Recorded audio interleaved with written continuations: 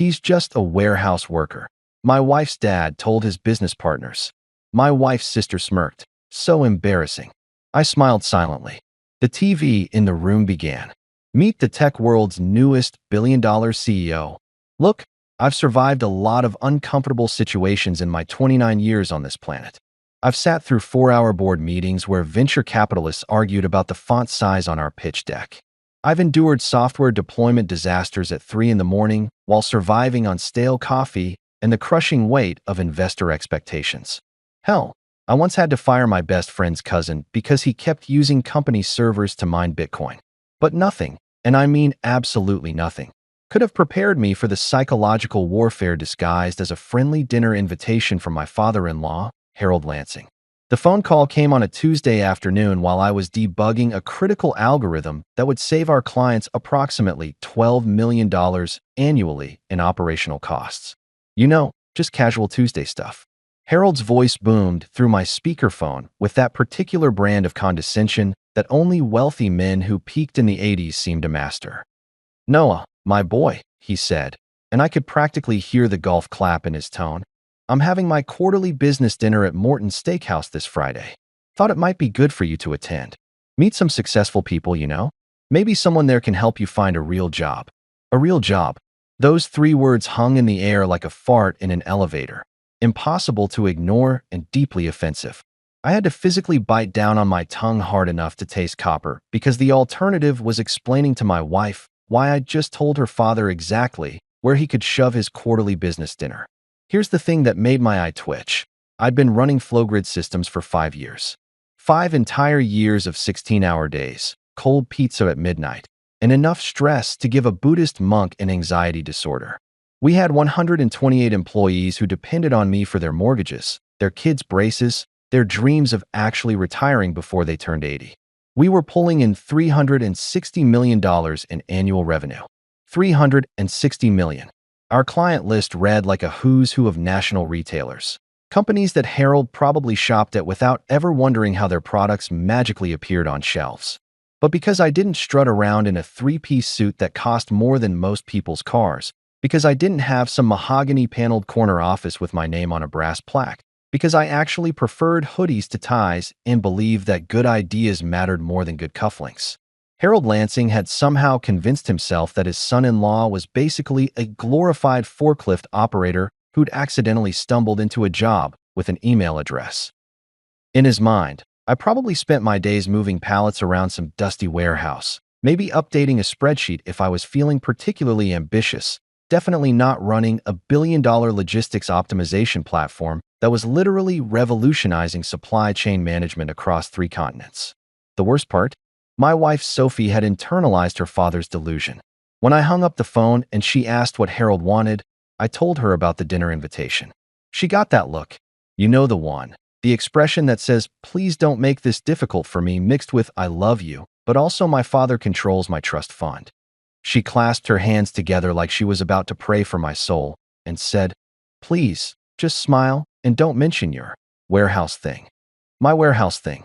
My billion-dollar baby. My 5 years of blood, sweat, and probably a concerning amount of tears reduced to a thing.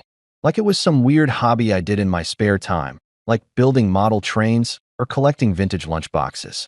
I wanted to pull up our quarterly earnings report, point at the numbers that would make a small country's GDP look cute, and ask her to read them out loud until she understood what the hell her husband actually did for a living.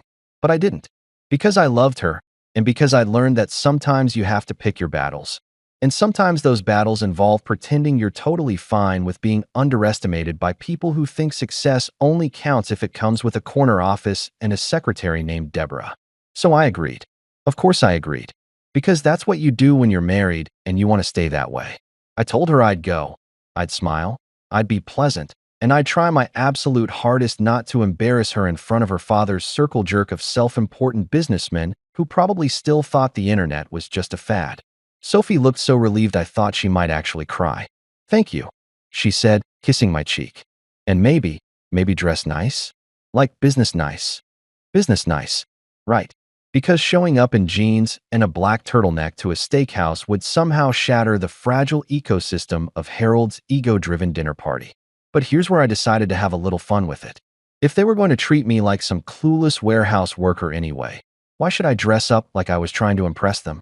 Why should I squeeze into some uncomfortable suit and pretend to be someone I wasn't, just to make Harold feel validated in his assessment of me? Screw that. I was going to show up exactly as I was. Jeans, black turtleneck, and my best calm before the storm expression that I'd perfected over years of dealing with incompetent middle managers and investors who thought they knew my business better than I did. Friday rolled around with all the enthusiasm of a root canal appointment. I stood in front of my closet, looking at the one suit I owned. The one I'd bought for my wedding and hadn't touched since. And I laughed. Actually laughed out loud like a maniac. Sophie poked her head into the bedroom, already dressed in some elegant cocktail dress that probably cost more than my entire wardrobe combined. "What's funny?" she asked, suspicious. "Nothing," I said, grabbing my favorite pair of dark jeans and my lucky black turtleneck, the one I'd worn when we'd closed our Series B funding. "Just thinking about how tonight's going to be a real educational experience." She frowned but didn't push it. 20 minutes later, we were in the car heading to Morton's, and I could feel Sophie's anxiety radiating off her in waves. She kept glancing at my outfit, then at me, then back at my outfit, like if she looked hard enough I might spontaneously transform into the corporate clone her father wanted me to be. "You look casual," she finally said, which in wife speak translated to, "You look like you're about to disappoint my entire family." "I look comfortable," I corrected. "There's a difference." She sighed, that deep, exhausted sigh that married people perfect over time. "Just, please don't mention Flowgrid. Don't talk about work. Don't get into it with my dad. Just smile, eat your steak, and let's get through this. Don't mention the company I'd built from scratch. Don't talk about the thing I was most passionate about. Just sit there like a good little son-in-law and let Harold and his buddies pat each other on the back for being so very successful while I nodded along like an extra in the background of their personal business theater. Sure, absolutely. What could possibly go wrong?" As we pulled into the parking lot of Morton's, I saw Harold standing outside in his power suit, checking his Rolex like time itself owed him money. He spotted our car, and his face did this micro-expression thing. A flash of disappointment, so quick you'd miss it if you weren't looking for it. But I was looking for it. I was always looking for it. This was going to be one hell of a dinner. The moment I stepped out of the car, Harold's eyes locked onto my outfit with the kind of horror usually reserved for natural disasters or finding out your accountant has been creative with your taxes. He looked at my jeans, then at my turtleneck, then back at my jeans, like maybe if he blinked hard enough I'd transform into someone wearing a proper suit with a tie that cost more than a mortgage payment. His face went through this fascinating journey of emotions: confusion, disappointment, resignation, and finally landing on barely concealed disgust. It was like watching someone discover their lottery ticket was one number off, except the lottery ticket was me and the winning number was apparently dressing like you give a damn. "That's what you're wearing, Noah?" he asked, his voice carrying that special tone that parents use when their teenager shows up to church in ripped jeans and a band t-shirt. The question wasn't really a question, of course. It was an accusation wrapped in confusion, seasoned with a healthy dose of "what the hell is wrong with you?" I could feel Sophie tense up beside me, probably calculating how quickly we could fake a family emergency and bail, but I just smiled. That calm, unbothered smile that I'd perfected over years of dealing with people who underestimated me. "Yeah," I said, adjusting my turtleneck like it was the finest cashmere known to mankind. Didn't want to overdress and make the CEOs insecure. You know how fragile executive egos can be. Harold's eye twitched. Actually twitched. It was beautiful. Sophie grabbed my arm with enough force to cut off circulation, which in marriage language means shut up right now or you're sleeping on the couch for a month. But I was already committed to this bit. If they wanted to treat me like some clueless kid who didn't know how to dress for a business dinner, then fine. I'd play the part and enjoy every second of their judgment. Harold turned without another word and started walking toward the entrance of Morton's, his shoulders rigid with disapproval. I followed, Sophie practically dragging me along, whispering urgent pleas for me to just behave and not make this worse. Worse than what? I wanted to ask. Worse than being introduced as the warehouse guy? Worse than being treated like I peaked in high school? But I kept my mouth shut because I was saving all my commentary for the main event. The restaurant was exactly what you'd expect. Dark wood, low lighting, the kind of place where the steaks cost more than most people's weekly grocery budget, and the wine list requires a sommelier with a PhD to navigate. Harold led us through the main dining area toward a private room in the back, and with each step, I could feel the atmosphere getting thicker with testosterone and expensive cologne. We walked through heavy wooden doors into what can only be described as a peacock convention. I'm talking about a room full of men who'd clearly spent more time on their hair than I'd spent on my entire wedding vows. Polished hairlines that screamed, "I pay someone $300 for this cut." Watches that could probably fund a small nation's healthcare system. Cufflinks that definitely, absolutely, 100% had their own insurance policies. These guys looked like they'd been assembled in a factory that produced generic successful businessman Model 2.0, complete with the same confident posture, the same practiced handshake, and the same ability to talk about golf for 45 minutes without taking a breath.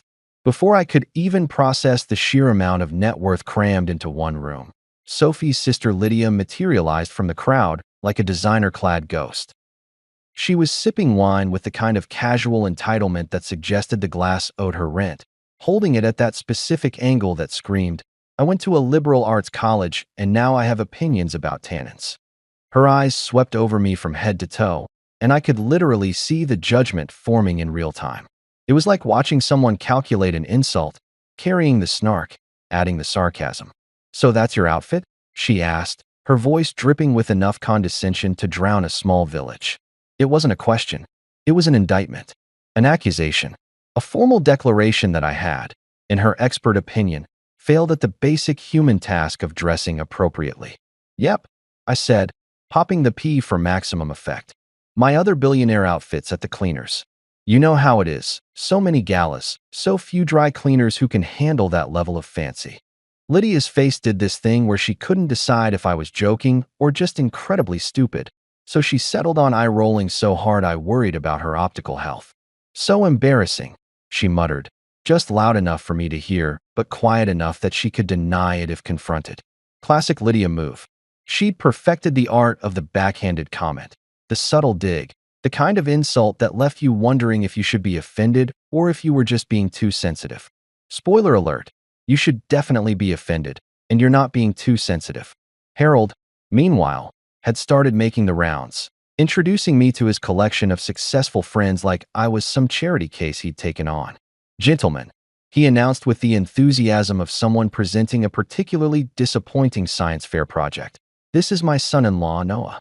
He works in warehouses." The way he said warehouses made it sound like I'd confessed to a crime. Like I'd stood up at a family dinner and announced I was a professional mime or a guy who collected toenail clippings for a living. The men in the room turned to look at me with varying degrees of polite interest and thinly veiled pity. I could see it in their eyes, the mental calculation happening, the quick assessment. Warehouses, manual labor, probably makes $40,000 a year if he's lucky. Poor Sophie, marrying down like that. "Actually," I said, keeping my voice pleasant and even, "I build software that manages logistics operations. Supply chain optimization, inventory management, route planning, that kind of thing." Harold waved his hand dismissively, like I'd just tried to explain quantum physics to a toddler. "So, warehouses," he repeated, as if I'd confirmed his initial assessment rather than corrected it. The man had the listening comprehension of a brick wall. "Exactly," I said, because what else was there to say? I could have pulled out my phone and shown them our company website, our client testimonials, the Wall Street Journal article that called us the future of logistics management. But what would be the point? These guys had already decided who I was the moment Harold introduced me. I was the warehouse guy, the son-in-law who'd failed to live up to the Lansing family standards. The disappointing narrative they needed to feel better about their own children's accomplishments. One of Harold's buddies, a guy with silver hair and a tie that probably cost more than my car payment, clapped me on the shoulder with that condescending familiarity that successful men use when they want to seem down to earth. "Honest work," he said, nodding sagely like he'd just imparted some deep wisdom. "Someone's got to keep the economy moving, right? Can't all be CEOs." The irony was so thick I could have cut it with one of Morton's overpriced steak knives, but I just smiled and nodded. "Right," I agreed. "Can't all be CEOs." I caught Sophie's eye across the room, and she looked like she was on the verge of a panic attack, probably imagining all the ways this dinner could go catastrophically wrong. Little did she know, we hadn't even gotten to the good part yet. Harold gestured toward the massive dining table that dominated the private room. It was set with enough silverware to confuse an etiquette expert and wine glasses that looked like they'd shatter if you breathed on them wrong. "Let's sit," he announced. "We have much to discuss. Business, opportunities, the market." Of course, business. Because that's what successful men do. They gather in expensive steakhouses and discuss the market like it's some mystical entity that only they have the wisdom to understand. I took my seat at the table, right between a guy who wouldn't stop talking about his Tesla and another guy who kept checking his phone like he was expecting a call from the president. Sophie sat across from me, shooting me warning looks that clearly said, "Please, for the love of God, just get through this dinner without starting a war." But here's the thing about being underestimated. It gives you options. I could sit here quietly, let them talk about their golf handicaps and their stock portfolios, nod along like a good little warehouse worker who was grateful to be in the presence of such successful men. Or I could wait, just wait for the perfect moment, because I knew something they didn't know, something that was going to make this the most entertaining dinner Harold Lansing had ever hosted. And as I picked up my menu, pretending to care about the difference between a 12-ounce filet and a 16-ounce ribeye, I couldn't help but smile. This was going to be fun. If you've ever wondered what hell sounds like, let me paint you a picture. It's a table full of middle-aged businessmen trying to one-up each other about their golf handicaps, while simultaneously pretending they understand cryptocurrency. The conversation started the moment our asses hit the overpriced leather chairs, and it was exactly the kind of verbal peacocking you'd expect from men who measure their self-worth in stock portfolios and country club memberships. First up was Gerald, a guy whose hairline had retreated faster than the French army, but who compensated with enough confidence to power a small city. He launched into this absolutely riveting story about how he'd shot a birdie on the 7th hole at Pebble Beach, and I swear to God, he described that golf shot with more passion than most people describe their children's births. "The wind was coming in from the northwest," Gerald said, moving his hands like he was conducting an orchestra of invisible golf clubs. And I just knew, that if I could get the right arc on my swing, I could clear the bunker and land within 10 feet of the pin. Everyone around the table nodded like he'd just explained the cure for cancer instead of describing hitting a tiny ball with a stick. Harold was eating it up, chuckling and asking follow-up questions about club selection like it mattered, like Gerald's choice between a 7-iron and an 8-iron was going to change the trajectory of world events. I sat there, trying to figure out if this was real life or some elaborate prank show where I was the unwitting star. Then Richard, oh God, Richard, decided it was his turn to contribute to the conversation, and naturally, he steered it toward his Tesla. Because of course he did. Every person who owns a Tesla has this uncontrollable urge to tell you about their Tesla within the first 5 minutes of meeting them. It's like a medical condition. "You know," Richard said, leaning back in his chair with the smugness of someone who thinks driving an electric car makes them morally superior. "My Model S basically drives itself. I was going 75 on the highway yesterday, completely hands-free. It's basically a spaceship. A spaceship. This man just compared his car to a vehicle designed for space travel because it had lane-keeping assistance. I wanted to ask him if his spaceship also came with cup holders and a disappointing resale value, but I bit my tongue. The conversation ping-ponged between these riveting topics, stocks, specifically which ones they were buying and selling like they were day trading geniuses instead of guys with financial advisors doing all the actual work. Someone brought up the market, which is code for, I'm going to pretend I understand complex economic systems by making vague statements that sound smart. One guy, I think his name was Preston or Prescott or something equally waspy, actually said with a straight face, "The market's looking bullish, but you have to watch for corrections." Wow, what insight, what wisdom. Someone get this man a Nobel Prize in stating the obvious. I glanced at Sophie, who was doing her best impression of someone who found this conversation absolutely fascinating, nodding along and smiling at appropriate intervals like she'd been trained for this her entire life. Which, let's be honest, she probably had been. Meanwhile, my phone was buzzing in my pocket like an angry hornet, and I knew exactly what it was. Mason, my CTO, and the guy who actually understood what our company did, was sending me updates about our deployment. We had 50 new distribution centers going live tonight, 50 facilities across 12 states, all integrating with our software simultaneously. This was the kind of operation that required precise coordination, real-time monitoring, and the kind of technical expertise that would make these guys' heads spin. But sure, let's talk about golf handicaps and self-driving cars instead. I pulled out my phone as discreetly as possible, trying to check the deployment status without drawing too much attention. The last update from Mason read, Center 23 experiencing minor latency issues. Debugging now. Should be resolved in 15 minutes. Minor latency issues. Standard stuff. Nothing I needed to panic about, but definitely something I wanted to keep an eye on. That's when Harold's disapproving voice cut through my concentration like a knife through butter. Noah, can you not play Candy Crush at the table? The entire table went quiet. Everyone turned to look at me like I'd just pulled out a flask and started doing shots. I looked up from my phone, meeting Harold's judgmental gaze with the patience of a saint. I'm working, I said simply because I was. I was literally managing a multi-million-dollar deployment while these guys discussed their golf swings. But Harold wasn't having it. He did this dismissive hand-wave thing, like he was swatting away a fly or my entire career. Oh, right, he said with a chuckle that made my blood pressure spike. Managing forklifts from your phone. The table erupted in polite laughter, the kind that's designed to make you feel small without being overtly cruel. Lydia, because she apparently hadn't embarrassed me enough earlier, decided to pile on. She took a sip of her wine. Her third glass, not that I was counting, except I totally was, and smirked at me with the kind of malicious glee that only siblings and siblings-in-law can achieve. He's really passionate about his little project, she said, emphasizing little project, like she was talking about a child's lemonade stand or a hobby involving model trains. Sophie, sitting across from me looking like she wanted the earth to open up and swallow her whole, actually chuckled. She chuckled.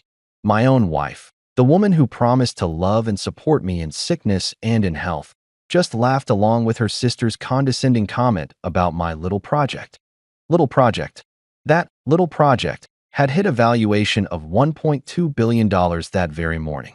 I'd gotten the email from our lead investor at Sequoia Capital at 6 a.m., and I'd been riding that high all day. $1.2 billion. With AB, our quarterly revenue was on track to hit $400 million. We had contracts with 3 of the top 5 national retailers in America. Fortune 500 companies were literally lining up to integrate our software into their operations. We'd been featured in TechCrunch, Bloomberg, The Wall Street Journal, and Forbes. We had job applications coming in from people with PhDs from MIT and Stanford, brilliant minds who wanted to work for my little project. But sure, let's reduce it to a cute hobby that I did in my spare time between managing imaginary forklifts. I put my phone face down on the table and smiled, that same calm smile I'd been wearing all night. Yeah, I said, my little project. It's pretty consuming. Richard, still riding high from his Tesla speech, decided to offer me some sage advice. You know, Noah, there's nothing wrong with warehouse work. It's honest labor. But have you ever thought about moving into management? Getting an MBA maybe? Harold could probably get you into Columbia. The condescension was so thick I could have spread it on toast. Here was a guy who'd probably inherited his father's company, giving me career advice like I was some lost puppy who needed guidance. An MBA? Sure. Because what my billion-dollar company really needed was for me to take 2 years off and learn about synergy and paradigm shifts from professors who'd never built anything in their lives. I appreciate the suggestion, I said, and I meant it in the same way you appreciate someone telling you your fly is down. Technically helpful information delivered in the most embarrassing way possible. But I'm pretty happy with where I am. Harold jumped in, because of course he did. Noah's content with his situation, he explained to the table, like I wasn't sitting right there. Not everyone needs to be ambitious. Some people are just happy with steady work. Steady work. Right. Because managing a company that was growing at 200% year over year was just steady work. I wondered what Harold would consider ambitious. Maybe if I cured cancer while simultaneously solving world hunger? Even then, he'd probably ask why I wasn't wearing a tie. The waiter arrived with our appetizers, and I'd never been so grateful for a distraction in my life. Shrimp cocktail, oysters, some kind of fancy salad that cost $30 and consisted mostly of air and arugula. Everyone dove in. The the conversation shifting mercifully away from me and towards some discussion about real estate investments in the Hamptons. I took the opportunity to check my phone again, shielding the screen with my hand like a teenager hiding their text messages from their parents. Mason's latest update: latency issues resolved. All 50 centers operational. Deployment success rate: 98.7%. I smiled at that. 98.7%. In the tech world, that was basically a perfect score. But I couldn't celebrate, couldn't share this victory with anyone at this table because they wouldn't understand. They wouldn't get why I was grinning at my phone, why this mattered, why managing a successful deployment of this scale was a bigger achievement than any golf shot or stock trade they discussed all night. So I just sat there, eating my overpriced shrimp cocktail, listening to Gerald describe his vacation home in Martha's Vineyard with the same enthusiasm most people reserve for their firstborn children, and I waited. Because I knew something was coming. I could feel it in my bones, that perfect storm of karma and coincidence that was about to make this the most memorable dinner Harold Lansing had ever hosted. And when it hit, oh man, it was going to be spectacular. The main courses arrived with all the ceremony of a royal coronation. Massive steaks that probably required their own zip code, lobster tails the size of small dogs, and side dishes that cost more than most people's monthly utility bills.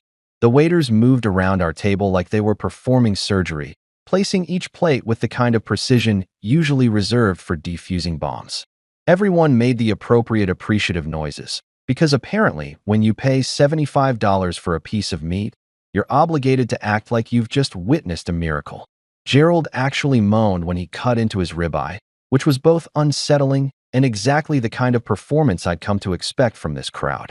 I was halfway through my filet mignon, which, for the record, was pretty damn good, even if it did cost more than my first car, when Robert Crane decided to take an interest in me.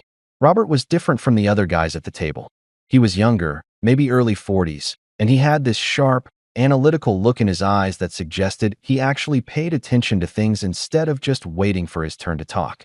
He'd been quiet most of the dinner, observing more than participating, which immediately made him the most tolerable person in the room besides me. He set down his fork, wiped his mouth with his napkin like he was preparing for something important, and turned to me with genuine curiosity. "So, Noah," he said, and I braced myself for another condescending question about warehouse management or forklift certification. "What exactly do you do at the warehouse?" His tone was polite, professionally interested, the kind of question you ask at networking events when you're trying to figure out if someone is worth talking to, or if you should excuse yourself to grab another drink. Before I could even open my mouth to answer, before I could explain what I actually did for a living, Harold swooped in like a vulture spotting roadkill. "He helps move boxes," Harold announced to the table, and I swear he said it with the same tone you'd use to say he picks up trash on the highway, or he's still trying to figure out what he wants to be when he grows up. Harold continued, warming to his topic like a professor giving a lecture on disappointment. Not glamorous, but hey, someone's got to do it. The patronizing smile on his face was absolutely magnificent in its condescension. He looked so pleased with himself, so satisfied with this explanation of my life's work. I could see it in his expression, the pride of a man who'd just successfully explained why his son-in-law was basically a blue-collar worker with delusions of grandeur. Someone's got to do it. Like I was some kind of necessary evil, a cog in the machine of commerce that existed solely to make sure rich people got their Amazon packages on time. I felt Sophie's foot tap mine under the table, a warning, a plea, a desperate message that translated to "Please don't make a scene, please don't embarrass me, please just let this go." But Robert wasn't done. He tilted his head slightly, studying me with those sharp eyes, and I could see the wheels turning in his brain. "And what's your company called?" Robert asked, directing the question at me this time, not Harold. It was such a simple question, so straightforward, but it carried weight. Because the question itself implied something that Harold had conveniently ignored, that I had a company. Not just a job, not just a position, but a company. My company. I paused for a moment, letting the silence stretch just long enough to be noticeable, and then I said it. Flowgrid Systems. I kept my voice casual, like it was no big deal, like I was just stating a fact as mundane as my eye color or shoe size. But I watched Robert's face carefully, looking for any flicker of recognition, any sign that the name meant something to him. And there it was. His eyes widened slightly, just a fraction, but enough that I noticed. His hand, which had been reaching for his wine glass, stopped mid-motion. For exactly 3 seconds, Robert Crane sat completely still, processing what I'd just said like a computer that had encountered an unexpected error. Then, moving with the deliberate slowness of someone who couldn't quite believe what they were doing, he pulled out his phone. The rest of the table was still talking, still engaged in their discussion about whether the Dow Jones was going to hit 40,000 or whatever arbitrary number made them feel smart, completely oblivious to the fact that everything was about to change. Robert's thumbs moved across his screen, typing with the focused intensity of someone searching for something specific. I knew exactly what he was doing. He was Googling my company. He was fact-checking me. And I loved it. I watched his face go through the most beautiful transformation. First confusion, his eyebrows scrunched together as he stared at his screen. Then recognition, his eyes going wide as he read whatever he was seeing. Then shock, his mouth opening slightly in surprise. And finally, disbelief, as he looked up from his phone to stare at me like I'd just told him I was actually a prince from a small European country who'd been living undercover as a commoner. The Flowgrid systems? Robert said, and his voice had completely changed. Gone was the polite professional interest. This was something else entirely. Respect, surprise, maybe even a little awe. The logistics optimization platform? Harold, who'd been in the middle of explaining to Preston why the Fed's interest rate policy was flawed, stopped mid-sentence. "What's that?" he asked, looking between Robert and me with confusion. Robert ignored him, his attention laser-focused on me now. "Your company just signed with Titan Distribution, right?" He was still staring at his phone, scrolling through what I assumed was our press release or maybe our Wikipedia page or one of the dozen articles that had been written about us in the past 6 months. My firm was in that acquisition deal. He looked up at me, really looked at me, seeing me for the first time all night. "You're the CEO?" The question hung in the air like a grenade with the pin pulled.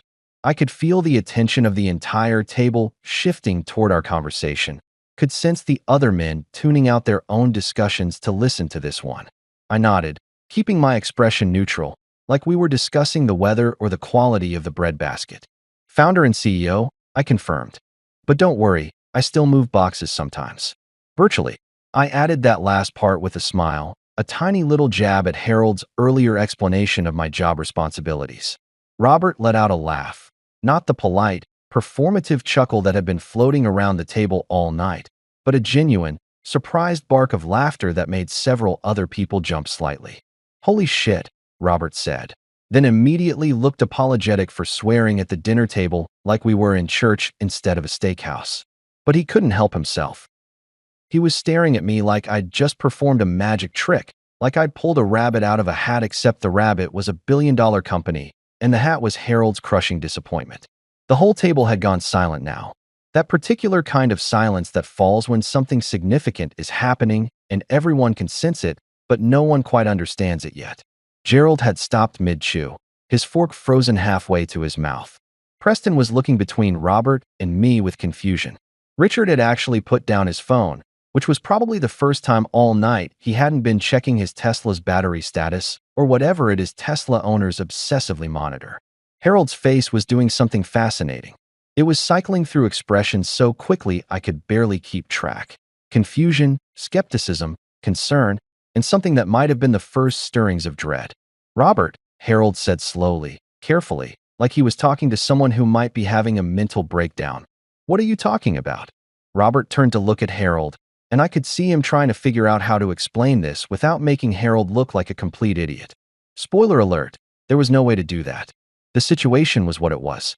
Harold had spent the entire dinner introducing his son-in-law as basically a warehouse janitor, and that warehouse janitor was actually a tech CEO whose company was worth more than everyone at this table combined probably made in a year. "Harold," Robert said, and I could hear him choosing his words carefully. "Flowgrid Systems is one of the most successful logistics tech companies in the country. They just completed a Series C funding round that valued them at over $1 billion. He paused, letting that sink in. "Noah's company is revolutionizing supply chain management. We've been trying to get them to work with our firm for 6 months. The silence that followed was so complete, so absolute, that I could hear the kitchen staff clattering dishes 2 rooms away. Every single person at that table was staring at me now, and the expressions ranged from shocked to confused too. In Lydia's case, absolutely horrified. Sophie's face had gone completely pale, her wine glass frozen halfway to her lips, her eyes so wide I worried about her eyelids cramping. Harold opened his mouth, closed it, opened it again like a fish gasping for air. $1 billion, he started, then trailed off, unable to complete the sentence. Dollars, I finished helpfully. With AB, though technically we hit 1.2 billion this morning, so really we should probably round up. I took a sip of my water, perfectly calm, while the table processed this information. Lydia looked like she was going to be sick, actually physically ill. Her face had gone from its usual confident smugness to something resembling existential crisis. I could practically see her rewinding every condescending comment she'd made tonight, every dismissive laugh, every eye roll. But you, Harold started, then stopped again. He was having trouble with complete sentences, which was understandable. His entire worldview was currently being dismantled in real time. I drive a Honda? I offered. Yeah, it's paid off, and it gets great gas mileage. Crazy, right? The sarcasm was probably unnecessary, but I'd earned it. I'd earned every single drop of it after sitting through this entire dinner being treated like I'd barely graduated high school. Robert was grinning now, full-on grinning like he'd just watched the best plot twist in a movie. He looked at his phone again, scrolling through more information. You're 29, he said, reading from what was probably my Wikipedia page or LinkedIn profile. You founded the company 5 years ago. You have contracts with, he scrolled, Jesus, basically everyone. Walmart, Target, Amazon, Costco. He looked up at me with something approaching respect. How the hell did Harold not know about this? That was the million-dollar question, wasn't it? Or in this case, the billion-dollar question. I glanced at Sophie, who looked like she was mentally preparing her apology speech, then at Harold, who looked like he'd just discovered his warehouse worker son-in-law was actually Bruce Wayne. I tried to mention it once or twice, I said mildly, but someone kept calling it my warehouse thing. So I figured why bother? And that, my friends, is what we call a mic drop moment. You know how in movies, there's always that perfectly timed moment where something happens that's so perfectly coincidental, it seems completely unrealistic? Like the hero is about to prove their point, and then boom. Exactly the evidence they need just magically appears? Yeah, I always thought that was Hollywood BS, the kind of convenient plot device that only works in fiction because real life is messy and timing is never that perfect. Turns out I was wrong. Because at the exact moment that Robert Crane had just finished explaining to the table that I was actually a billionaire CEO and not a forklift enthusiast, the universe decided to deliver the most spectacular mic drop in the history of awkward family dinners. The TV in the corner of the private dining room, which had been playing some mindless sports recap that nobody was watching, suddenly switched channels. Now, I don't know if it was divine intervention, cosmic timing, or just some waiter in the back who got bored of basketball highlights, but that screen cut straight to Bloomberg Tech. And not just Bloomberg Tech in general. Oh no, that would be too subtle, too understated. Instead, the screen filled with the Bloomberg logo, followed by their crisp, professional anchor sitting at that iconic desk with the digital displays behind her showing stock tickers and market data. She had that serious but approachable expression that financial news anchors perfect, the one that says, I'm about to tell you something important, and you should probably pay attention. And now, the anchor said in that clear, authoritative voice that makes everything sound like breaking news even if she's just talking about quarterly earnings, we meet the tech world's newest billion-dollar CEO. I felt my stomach do a little flip, the kind you get right before a roller coaster drops, or right before you realize you're about to become the center of attention in a way you absolutely did not plan for. The screen transitioned from the anchor to B-roll footage, and there I was. Me, Noah Lansing, on Bloomberg Television, standing in front of Flowgrid's main operations hub with its massive digital displays showing real-time logistics data from distribution centers across North America. I was wearing, and this detail feels important, a black turtleneck and jeans. The same outfit I was currently wearing. The same outfit that Harold had looked at 2 hours ago with the kind of disappointment usually reserved for failed soufflés. The camera had caught me mid-explanation, gesturing toward one of the screens while our head of operations stood next to me nodding along. I remembered that interview. It had been 3 weeks ago, right after we'd announced our Series C funding. Bloomberg had wanted to do a feature on the new generation of tech founders, and somehow I'd made the cut. At the time, I'd been worried I'd said something stupid or that my hair looked weird. Now, watching it play in front of my father-in-law and his collection of judgmental business friends, I was just grateful I'd sounded relatively coherent and professional. The anchor's voice continued over the footage. At just 29 years old, Noah Lansing, founder of Flowgrid Systems, has redefined warehouse logistics, achieving a valuation of $1.3 billion. $1.3 billion. They must have updated their numbers since this morning. Our stock must have kept climbing after I'd checked it last. The sound of Sophie's wine glass hitting the table was so sharp it could have shattered crystal. I turned to look at her, and her face was doing this thing I'd never seen before. A combination of shock, confusion, pride, horror, and what might have been the dawning realization that she'd married someone she didn't actually know. Her mouth was open, literally hanging open, frozen mid-sip like someone had hit pause on her entire existence. The wine in her glass was sloshing dangerously close to the rim because her hand was shaking slightly. "That's," she started, but couldn't seem to finish the sentence. Her brain had apparently blue-screened. Harold was staring at the TV like it had personally betrayed him. He squinted at the screen, leaning forward slightly, like maybe if he looked hard enough the image would change, and it would turn out to be someone else, some other Noah Lansing who just happened to look exactly like his disappointing warehouse worker's son-in-law. "That looks like," he said slowly, his voice trailing off as his brain struggled to process what his eyes were seeing. The cognitive dissonance was almost beautiful to watch. On one hand, evidence. Clear, undeniable evidence broadcast on one of the most respected financial news networks in the world. On the other hand, his entire belief system about his son-in-law being a mediocre underachiever. Something had to give. "Yeah," I said, keeping my voice as casual as possible, like we were discussing the weather or commenting on the quality of the bread rolls. "I get that a lot. People say I have one of those faces." The sarcasm was probably lost on Harold, whose brain was still trying to reconcile reality with his expectations, but Robert caught it and actually snorted into his wine glass. On screen, Bloomberg was still going, because apparently the universe wasn't done twisting the knife. The anchor continued with my professional biography, rattling off achievements like she was reading a grocery list. Lansing founded Flowgrid 5 years ago after dropping out of Stanford's computer science program. The company now manages logistics operations for over 300 clients, including major retailers Walmart, Target, and Amazon. Stanford dropout. That was always fun to mention. Harold had given me so much grief about not finishing my degree, had literally told Sophie at our wedding that at least he tried college, like I'd failed out due to incompetence rather than leaving because I had a company to run and venture capitalists throwing money at me. The Bloomberg segment showed more footage. Our offices, which looked appropriately tech startup-ish with their open floor plans and standing desks, and that vintage Pac-Man machine we kept in the break room. There was a shot of our engineering team gathered around monitors, looking focused and professional. Another shot of one of our client distribution centers, massive and efficiently organized, with our software displayed prominently on screens throughout the facility.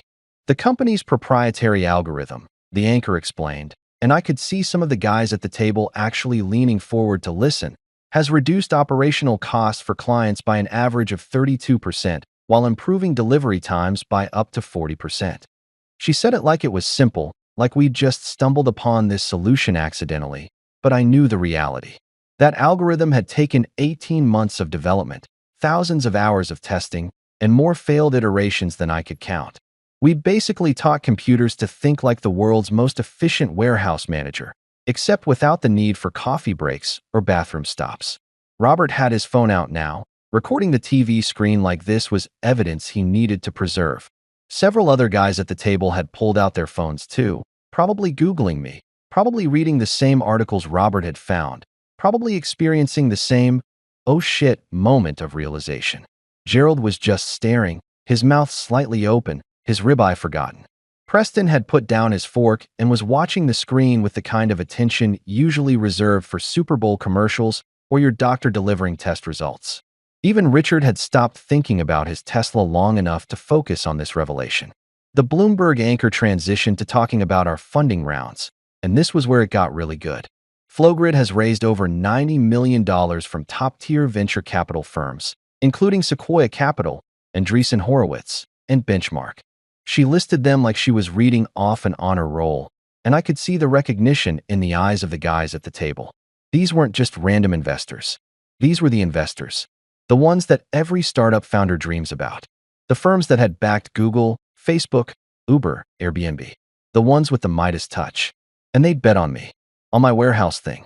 Recent reports. The anchor continued, and I braced myself because I knew what was coming next, indicate that Flowgrid is in talks for a potential acquisition by Microsoft, with preliminary valuations exceeding $2 billion. Okay, so that part wasn't actually confirmed yet. We were in preliminary discussions, very preliminary, the kind of early-stage conversations where everyone's just feeling each other out and nothing's certain. But Bloomberg had gotten wind of it somehow, probably from the same source that had leaked half the other tech acquisitions in the past year, and they'd run with it. $2 billion. With a B. Again with the B. That letter was doing a lot of heavy lifting tonight. Harold made a sound that I can only describe as a strangled gasp, like someone had punched him in the stomach, and he was trying not to show it. He turned to look at me, really look at me, and I could see him reassessing everything. Every conversation we'd ever had. Every dismissive comment.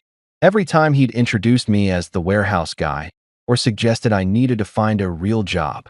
All of it was being recontextualized in real time, and the expression on his face suggested the realization was not comfortable. Lydia, bless her judgmental heart, looked like she was going through the 7 stages of grief simultaneously. Her face had gone from smug to shocked to horrified to something that might have been respect, but looked more like she was trying not to throw up her expensive dinner. Sophie was still frozen, her wine glass still suspended in midair, her eyes moving between the TV screen and my face like she was watching a tennis match. I caught her eye and gave her a little shrug, like, surprise, honey, your husband isn't actually a failure. She looked like she wanted to say something, probably something along the lines of, why didn't you tell me, or how did I not know this? But the words weren't coming. Her mouth opened and closed a few times, but no sound emerged. It was like watching a computer try to boot up after a major system crash.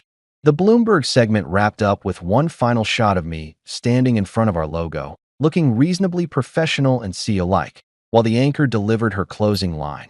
At an age when most people are still paying off student loans, Noah Lansing has built an empire, one optimized warehouse at a time. The screen transitioned to a commercial for some investment firm, and the spell broke.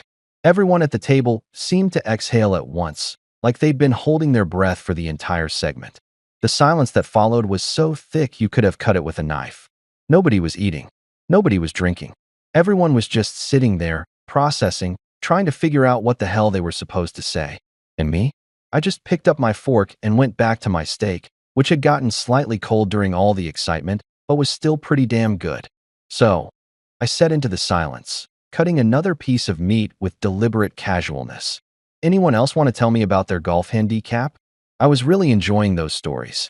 Robert was the first one to break the silence, and God bless him for it, because the tension in that room was thick enough to require a machete. He let out this laugh, not the polite, restrained chuckle that business dinners require, but a full-throated, genuine belly laugh that echoed off the wood-paneled walls. He slapped the table hard enough to make the silverware jump and turned to Sophie with this absolutely gleeful expression. "You're joking, right?" he said, pointing between her and me like we were some elaborate prank. "You're married to the Flowgrid guy?" The way he said it made it sound like I was some kind of celebrity, which I guess in the tech and logistics world, I kind of was. But hearing it out loud, in front of my wife who'd just spent the last 2 hours apologizing for my existence, was particularly satisfying. Sophie's mouth was still doing that fish-out-of-water thing, opening and closing without producing actual words.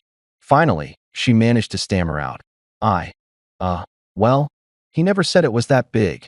The defense was weak, and we both knew it. I tried to tell her about the company, multiple times, but every time I brought up Flowgrid, she'd gotten this glazed look in her eyes, the same expression people get when you try to explain cryptocurrency or the plot of a Christopher Nolan movie. She'd pat my hand and say something like, "That's nice, honey," before changing the subject to something she actually cared about, like her book club or whether we should repaint the living room. And when her family asked what I did, she'd just say something with warehouses, because that was easier than trying to understand or explain the actual complexity of supply chain optimization software. I leaned back in my chair, absolutely savoring this moment, and looked at Sophie with the kind of loving exasperation that only comes from being married to someone who doesn't listen. "Sweetheart," I said, keeping my voice gentle but loaded with just enough sarcasm to make my point. "You told me not to embarrass you tonight." Mission accomplished. The irony was beautiful. She'd been so worried about me embarrassing her by being too casual, too unprofessional, too much of a disappointment in front of her father's successful friends. And now here we were, with her being embarrassed for completely different reasons. Mainly that she'd been married to a billionaire CEO for 2 years and somehow never bothered to figure that out. Harold's friend Peter, who'd been quiet most of the night probably because he was the only one smart enough to realize he didn't know everything, was furiously scrolling through his phone. His eyes were scanning the screen with the intensity of someone cramming for a final exam. "Bloomberg says you raised $50 million from Sequoia," he said, looking up at me with something approaching awe. Sequoia Capital. Just saying that name in tech circles is like dropping the mic. They'd backed Apple, Google, YouTube, Instagram, basically every company that had ever mattered. And they'd backed us. They'd taken one look at our pitch deck, our metrics, our vision, and they'd written a check so big it had made my hands shake when I deposited it. "Yep," I confirmed, taking a sip of water like we were discussing the weather. They insisted on paying for dinner after the deal closed, but I told them I had steak plans. It was a joke, obviously, but the table didn't know how to react. Was I being serious? Was I actually that casual about turning down dinner with one of the most prestigious VC firms in the world? The answer was no. I'd absolutely had dinner with them, but the confused looks on their faces were worth the little white lie. Lydia, who'd been suspiciously quiet since the Bloomberg revelation, finally found her voice. She was still gripping her wine glass like it was a life preserver, and her face had this pinched quality that suggested she was doing complex mental math about every condescending comment she'd made in the past 2 hours. "You never mentioned any of this," she said, and there was accusation in her voice, like somehow this was my fault. Like I'd deliberately hidden my success just to make her look bad, rather than the reality which was that nobody had ever bothered to ask or listen. I set down my fork and looked at her directly, letting the moment breathe. Every time I did, someone called it my warehouse job. I replied, keeping my tone even and factual. It wasn't angry. It wasn't bitter. It was just true. And the truth, as they say, hurts like a son of a bitch. I could see the realization hitting her, the memories flooding back of all the times she'd dismissed me, rolled her eyes, made little comments about my cute little project or my warehouse thing. Robert was still grinning like a kid on Christmas morning. He'd pulled up our company website on his phone and was scrolling through it with genuine interest. "Classic," he said, shaking his head with admiration. "This is absolutely classic. You've been sitting here all night letting Harold introduce you as a warehouse worker while you're actually—" He checked his phone again. Forbes 30 under 30, TechCrunch headline, Wall Street Journal front page. He looked at me with new respect. How did they not know? It was a fair question. How does someone's family not know they're successful? But the answer was simpler than people wanted to admit, because they never asked. Because they'd made assumptions based on how I dressed and where I didn't work, and those assumptions were more comfortable than the truth. Gerald had finally recovered enough to speak, though he looked like someone had just explained to him that his golf trophy was actually plastic. "Wall Street Journal?" he repeated weakly. "You were in the Wall Street Journal?" I nodded. "Front page of the business section, actually. They did this whole piece on how we're disrupting traditional logistics models. It was pretty cool. My mom bought like 15 copies. That detail seemed to humanize me somehow, and I saw a few guys smile at that. Because at the end of the day, no matter how successful you are, your mom is still your mom, and she's still going to brag about you to everyone at her book club." The table had completely transformed. Gone were the condescending smiles and the polite dismissals. Now everyone was looking at me like I was a different person entirely, which was hilarious because I was literally the same guy who'd walked in 2 hours ago. Same jeans, same turtleneck, same face. The only thing that had changed was their perception, and watching that shift in real time was more satisfying than any steak Morton's could serve. Harold looked like he'd aged 10 years in 10 minutes. His confident, dismissive demeanor had crumbled, replaced by something that looked uncomfortably like regret mixed with panic. And the night was still young. The universe, apparently deciding that one cosmic coincidence wasn't enough for the evening, delivered round 2 right on schedule.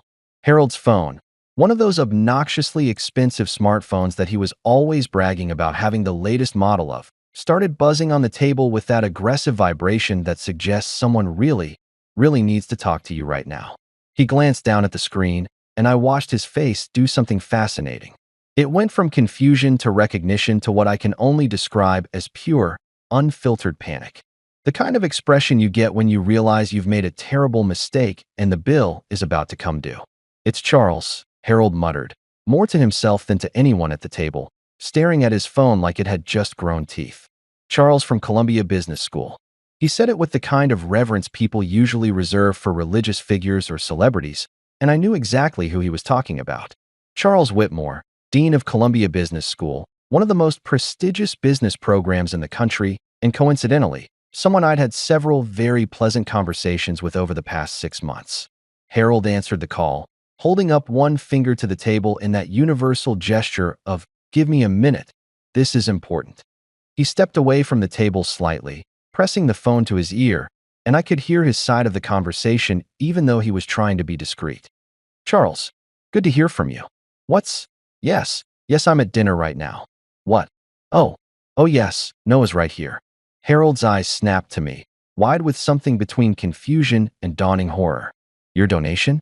His voice went up at the end, turning it into a question, like maybe he'd misheard, like maybe Charles was talking about a different Noah. "Confirm the— Yes, he's my son-in-law." "Wait, what donation are we talking about exactly?" I took another bite of my steak, chewing slowly, watching Harold's face cycle through expressions like a slot machine. This was even better than I'd imagined. I'd made the donation to Columbia 3 months ago, specifically to their entrepreneurship program, because I'd wanted to give back to the business school community and help fund resources for students trying to start their own companies. Columbia had been my second choice for business school before I decided to drop out of Stanford entirely and focus on Flowgrid. The donation had been substantial.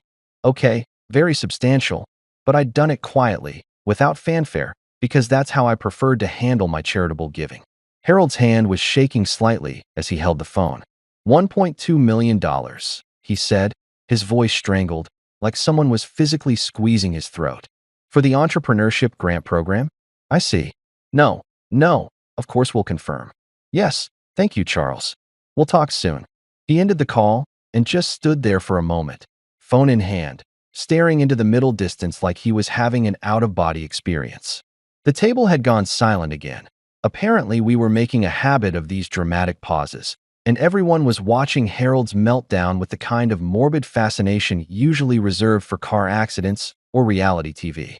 Lydia, who'd been taking a long drink of wine probably to cope with the evening's revelations, actually choked. Like, full-on sputtered and coughed, wine probably going down the wrong pipe. "You donated $1 million?" she gasped out between coughs, her eyes watering.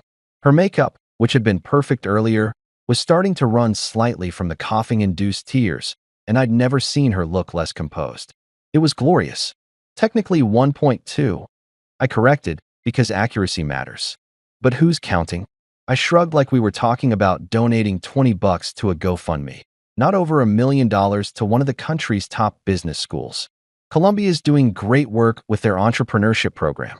They needed funding for student resources, mentorship programs, startup seed money. It felt like the right thing to do. Robert had gone back to his phone, scrolling with increased fervor, and he let out a low whistle.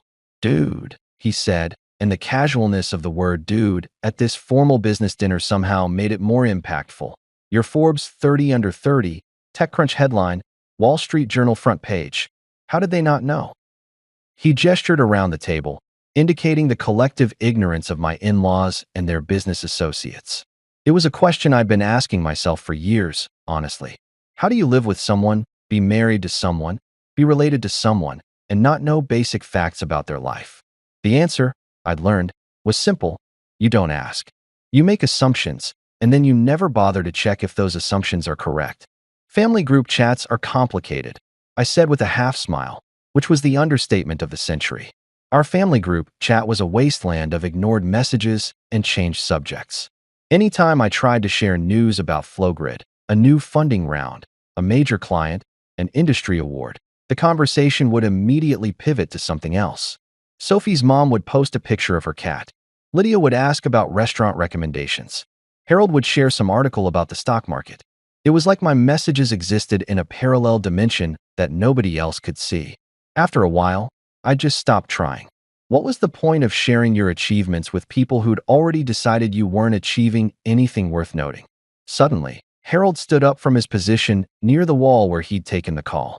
He cleared his throat with the kind of theatrical formality that suggested he was about to make a speech. And oh boy, was I ready for this. The entire table turned to look at him, forks paused mid-bite, wine glasses frozen in midair. Everyone, Harold began, his voice carrying that forced joviality of someone trying to save face after a catastrophic error in judgment. I owe my son-in-law an apology. The words looked like they physically pained him to say, like each syllable was a small knife wound. Turns out he's not just a warehouse worker. He paused for what I assume he thought was dramatic effect. He owns the warehouses. It was such a Harold thing to say. Even in his apology, he had to make it about ownership, about possession, about the metrics of success he understood. I could have let it slide, could have just nodded and accepted the apology gracefully, but where's the fun in that? Technically the software that runs them. I corrected, keeping my tone light and educational. But close enough. It was a small correction, but an important one. I didn't own warehouses. That would make me a real estate mogul. I owned the technology that made warehouses run efficiently, that saved companies millions of dollars, that revolutionized how products moved from manufacturers to consumers. The distinction mattered, at least to me. Preston, who'd been quiet for most of the dinner but was apparently now feeling brave enough to speak up, leaned forward with his elbows on the table. So the Bloomberg segment said you're in acquisition talks with Microsoft? It was phrased as a question, but it was really a request for confirmation, for validation, for more details about something so massive it probably kept him up at night just thinking about it. I nodded slowly, because yes, we were in talks with Microsoft, but those talks were preliminary and confidential and definitely not something I should be discussing at a dinner table with people I barely knew. But the cat was already out of the bag, scratching up the furniture and knocking over expensive vases. Early stages, I said, choosing my words carefully. They're interested in integrating our logistics platform with their Azure cloud services. Would be a good fit for both companies. I didn't mention the proposed acquisition price because even I had limits to my pettiness, and also because those numbers weren't finalized and sharing them could potentially violate about 17 different NDAs I'd signed. But the implication was clear. Microsoft, one of the largest tech companies in the world, wanted to buy my little warehouse project. Richard, the Tesla guy who'd been mercifully quiet since the Bloomberg revelation, suddenly perked up. Wait, so you're going to sell? He asked, and there was genuine curiosity in his voice now, not the condescension from earlier. Thinking about it, I admitted. But it's complicated. Would depend on the terms, what happens to my team, whether we can maintain our company culture. It's not just about the money. The irony of me saying, it's not just about the money, to a table full of people who'd spent the entire dinner talking about nothing but money wasn't lost on me. Gerald looked like he wanted to ask a question, but couldn't quite figure out how to phrase it without sounding stupid. Peter was still scrolling through his phone, probably reading every article ever written about Flowgrid, trying to catch up on 2 years of tech news he'd apparently missed. And Harold just stood there, looking at me like he was seeing me for the first time, really seeing me, and realizing that maybe, just maybe, he'd completely misjudged his son-in-law. Sophie finally found her voice, though it came out smaller than usual. Noah, why didn't you tell me it was this big? It was a fair question, and I could hear the hurt underneath it, the confusion of someone realizing they'd been living with a stranger. I looked at her, my wife, the woman I loved despite her occasional inability to listen, and I softened slightly. I tried soft, I said gently. But every time I brought it up, someone in your family called it my warehouse thing, and you'd change the subject. After a while, I just stopped trying. The truth of that statement hung in the air, uncomfortable and undeniable, and I watched her process it, watched her realize that maybe she bore some responsibility for not knowing about her own husband's life. Dinner wrapped up with all the awkwardness of a high school reunion where everyone's pretending they're more successful than they actually are, except in reverse. The guys who'd spent the entire evening peacocking about their golf games and stock portfolios were now trying to subtly ask me for business cards, investment opportunities, or just to pick my brain sometime, which is code for please give me free consulting. I handed out exactly 0 business cards because I'm not an idiot and I know what "let's grab coffee sometime" really means when it comes from people who ignored you for 2 hours straight. The meal ended with an uncomfortable amount of handshaking and backslapping, with everyone suddenly treating me like I was their long-lost best friend instead of the warehouse guy they'd been patronizing all evening. Sophie had gone quiet, which was concerning because my wife was many things but quiet was rarely one of them. She sat in the passenger seat of our Honda Civic. Yes, the same Honda Civic that I'd driven to a billion-dollar business dinner, staring out the window like she was processing the meaning of life or trying to figure out how she'd married a stranger. I was about to start the car and escape this nightmare of a parking lot when I heard footsteps approaching. Heavy, deliberate footsteps that belonged to someone who decided they needed to have a talk. I already knew who it was before I looked up. Harold's face appeared at my window, slightly red from the wine and the embarrassment, and he made that universal hand-rolling gesture that means, roll down your window, we need to talk. I sighed, pressed the button to lower the window, and prepared myself for whatever version of reconciliation or damage control Harold was about to attempt. He stood there for a moment, looking at my car with the kind of expression usually reserved for observing a historical artifact in a museum. "You really drive a Honda?" he asked, and there was genuine confusion in his voice, like he'd just discovered I lived in a cardboard box or ate ramen for every meal. It wasn't judgment exactly, more like bewilderment that someone with my net worth would choose to drive a vehicle that cost less than his monthly country club dues. "Yeah," I confirmed, patting the dashboard affectionately. "It runs. Unlike your investments in crypto last year." Okay, so that was a low blow. But Harold had spent last Thanksgiving explaining to the entire family how he was getting in early on some cryptocurrency that was definitely going to be the next Bitcoin, and then proceeded to lose about $40,000 when it turned out to be a scam run by a guy in his mom's basement. I tried to warn him. I'd sent him articles. I'd explained the red flags. But Harold had that special kind of confidence that comes from being successful in one field and assuming it translates to every other field, so he'd ignored me. The crypto had crashed, Harold had never mentioned it again, and I'd filed that information away for future use. Future use being right now, apparently. Harold's face did this complicated thing where he clearly wanted to be offended, but also knew he deserved that jab. He settled on a sort of resigned sigh, the sound of a man who'd lost the moral high ground and knew it. "Fair point," he admitted, which might have been the first time I'd ever heard him admit he was wrong about anything. "Look, Noah, He trailed off, searching for words, and I could see him struggling with the unfamiliar territory of eating humble pie. "Can I be honest with you?" I almost laughed at that, as opposed to all the dishonesty so far, but I kept my face neutral and just nodded. "Sure, Harold. Honesty sounds great." He leaned against my car, my perfectly functional, paid-off Honda that had served me faithfully for 5 years, and looked up at the night sky like he was searching for divine guidance. "I thought you were a screw-up," he said bluntly, and wow. Okay, we were really going for honesty here. Sophie's my youngest daughter, and when she told me she was marrying some guy who worked in warehouses and dressed like a college student, I thought she was making a mistake. There it was. The truth I'd always suspected but he'd never actually voiced. Harold Lansing thought his daughter had married down. Thought she'd settled for some blue-collar worker who'd never amount to anything, who'd drag her down from the Lansing family's carefully cultivated social status. "I spent the last 2 years trying to help you," Harold continued, and I could hear the genuine conviction in his voice, which almost made it worse. "The networking dinners, the job suggestions, the introductions to people who might hire you. I thought I was being a good father-in-law. I thought I was giving you opportunities you couldn't get on your own. The road to hell, they say, is paved with good intentions, and Harold had apparently been speedrunning that journey. He genuinely believed he was helping me, saving me from my mediocre existence, when in reality he'd just been too arrogant to ask basic questions about what I actually did for a living.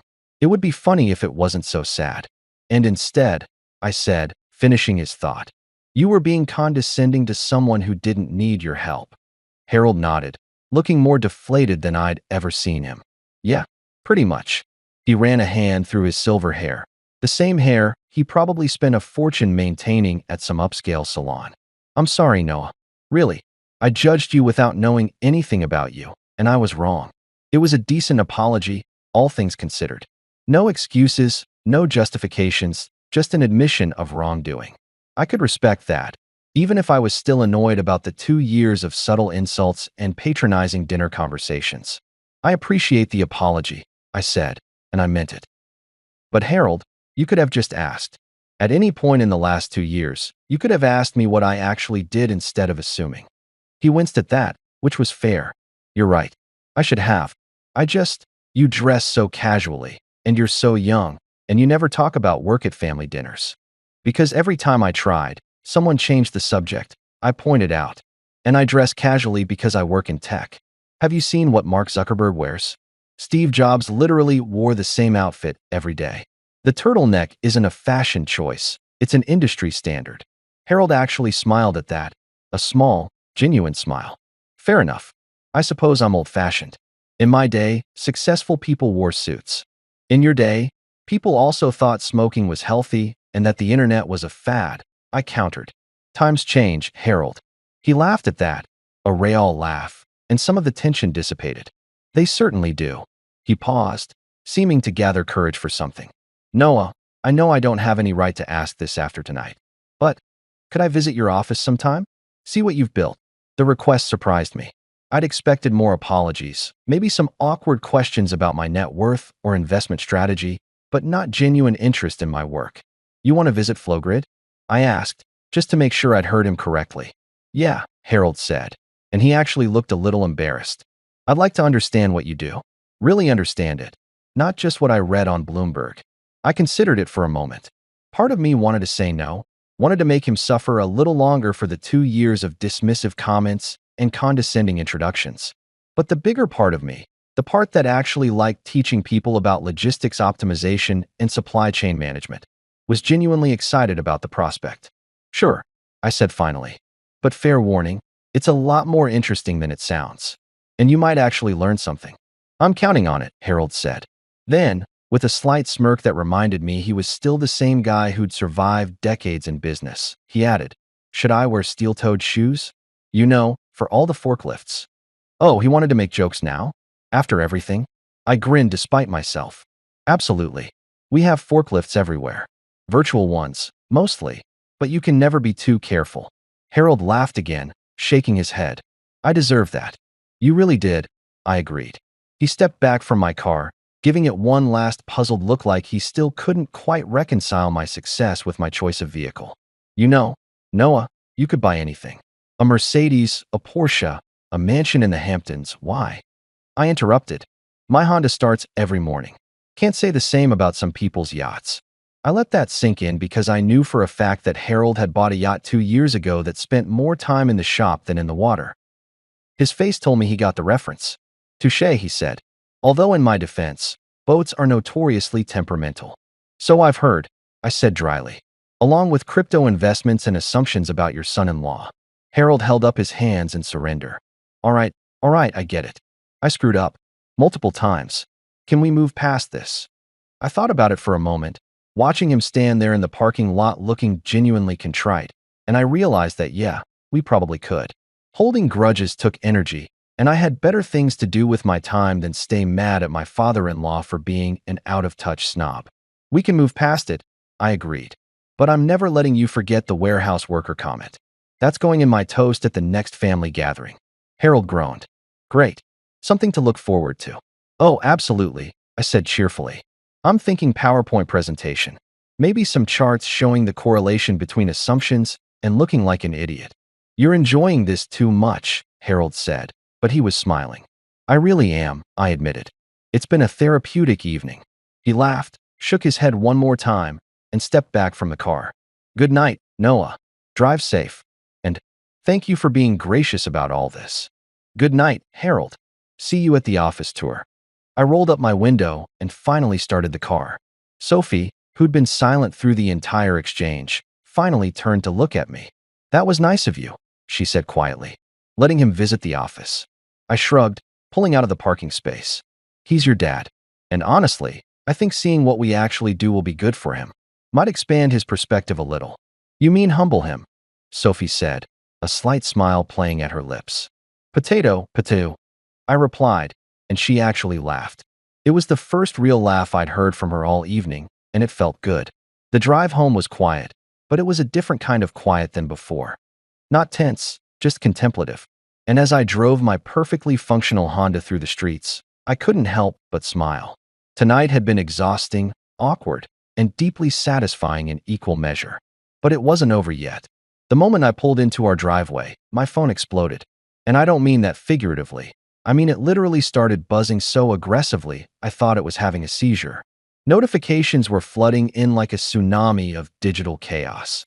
Investors congratulating me on the Bloomberg feature, clients asking if the Microsoft acquisition rumors were true, journalists requesting interviews, LinkedIn connection requests from people I'd never heard of, and about 47 texts from people who suddenly remembered they knew me after seeing my face on financial television.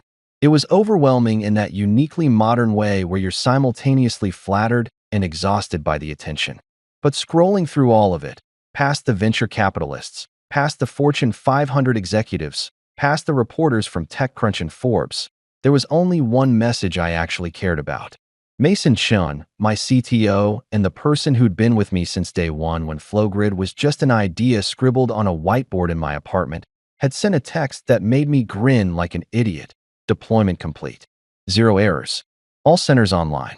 Teams celebrating at Murphy's. Get your billionaire ass down here. Murphy's Bar was this dive about 3 blocks from our office. The kind of place that served beer in plastic cups and had peanut shells on the floor and absolutely zero pretension. It was the polar opposite of Morton's Steakhouse, and right now, that was exactly what I needed.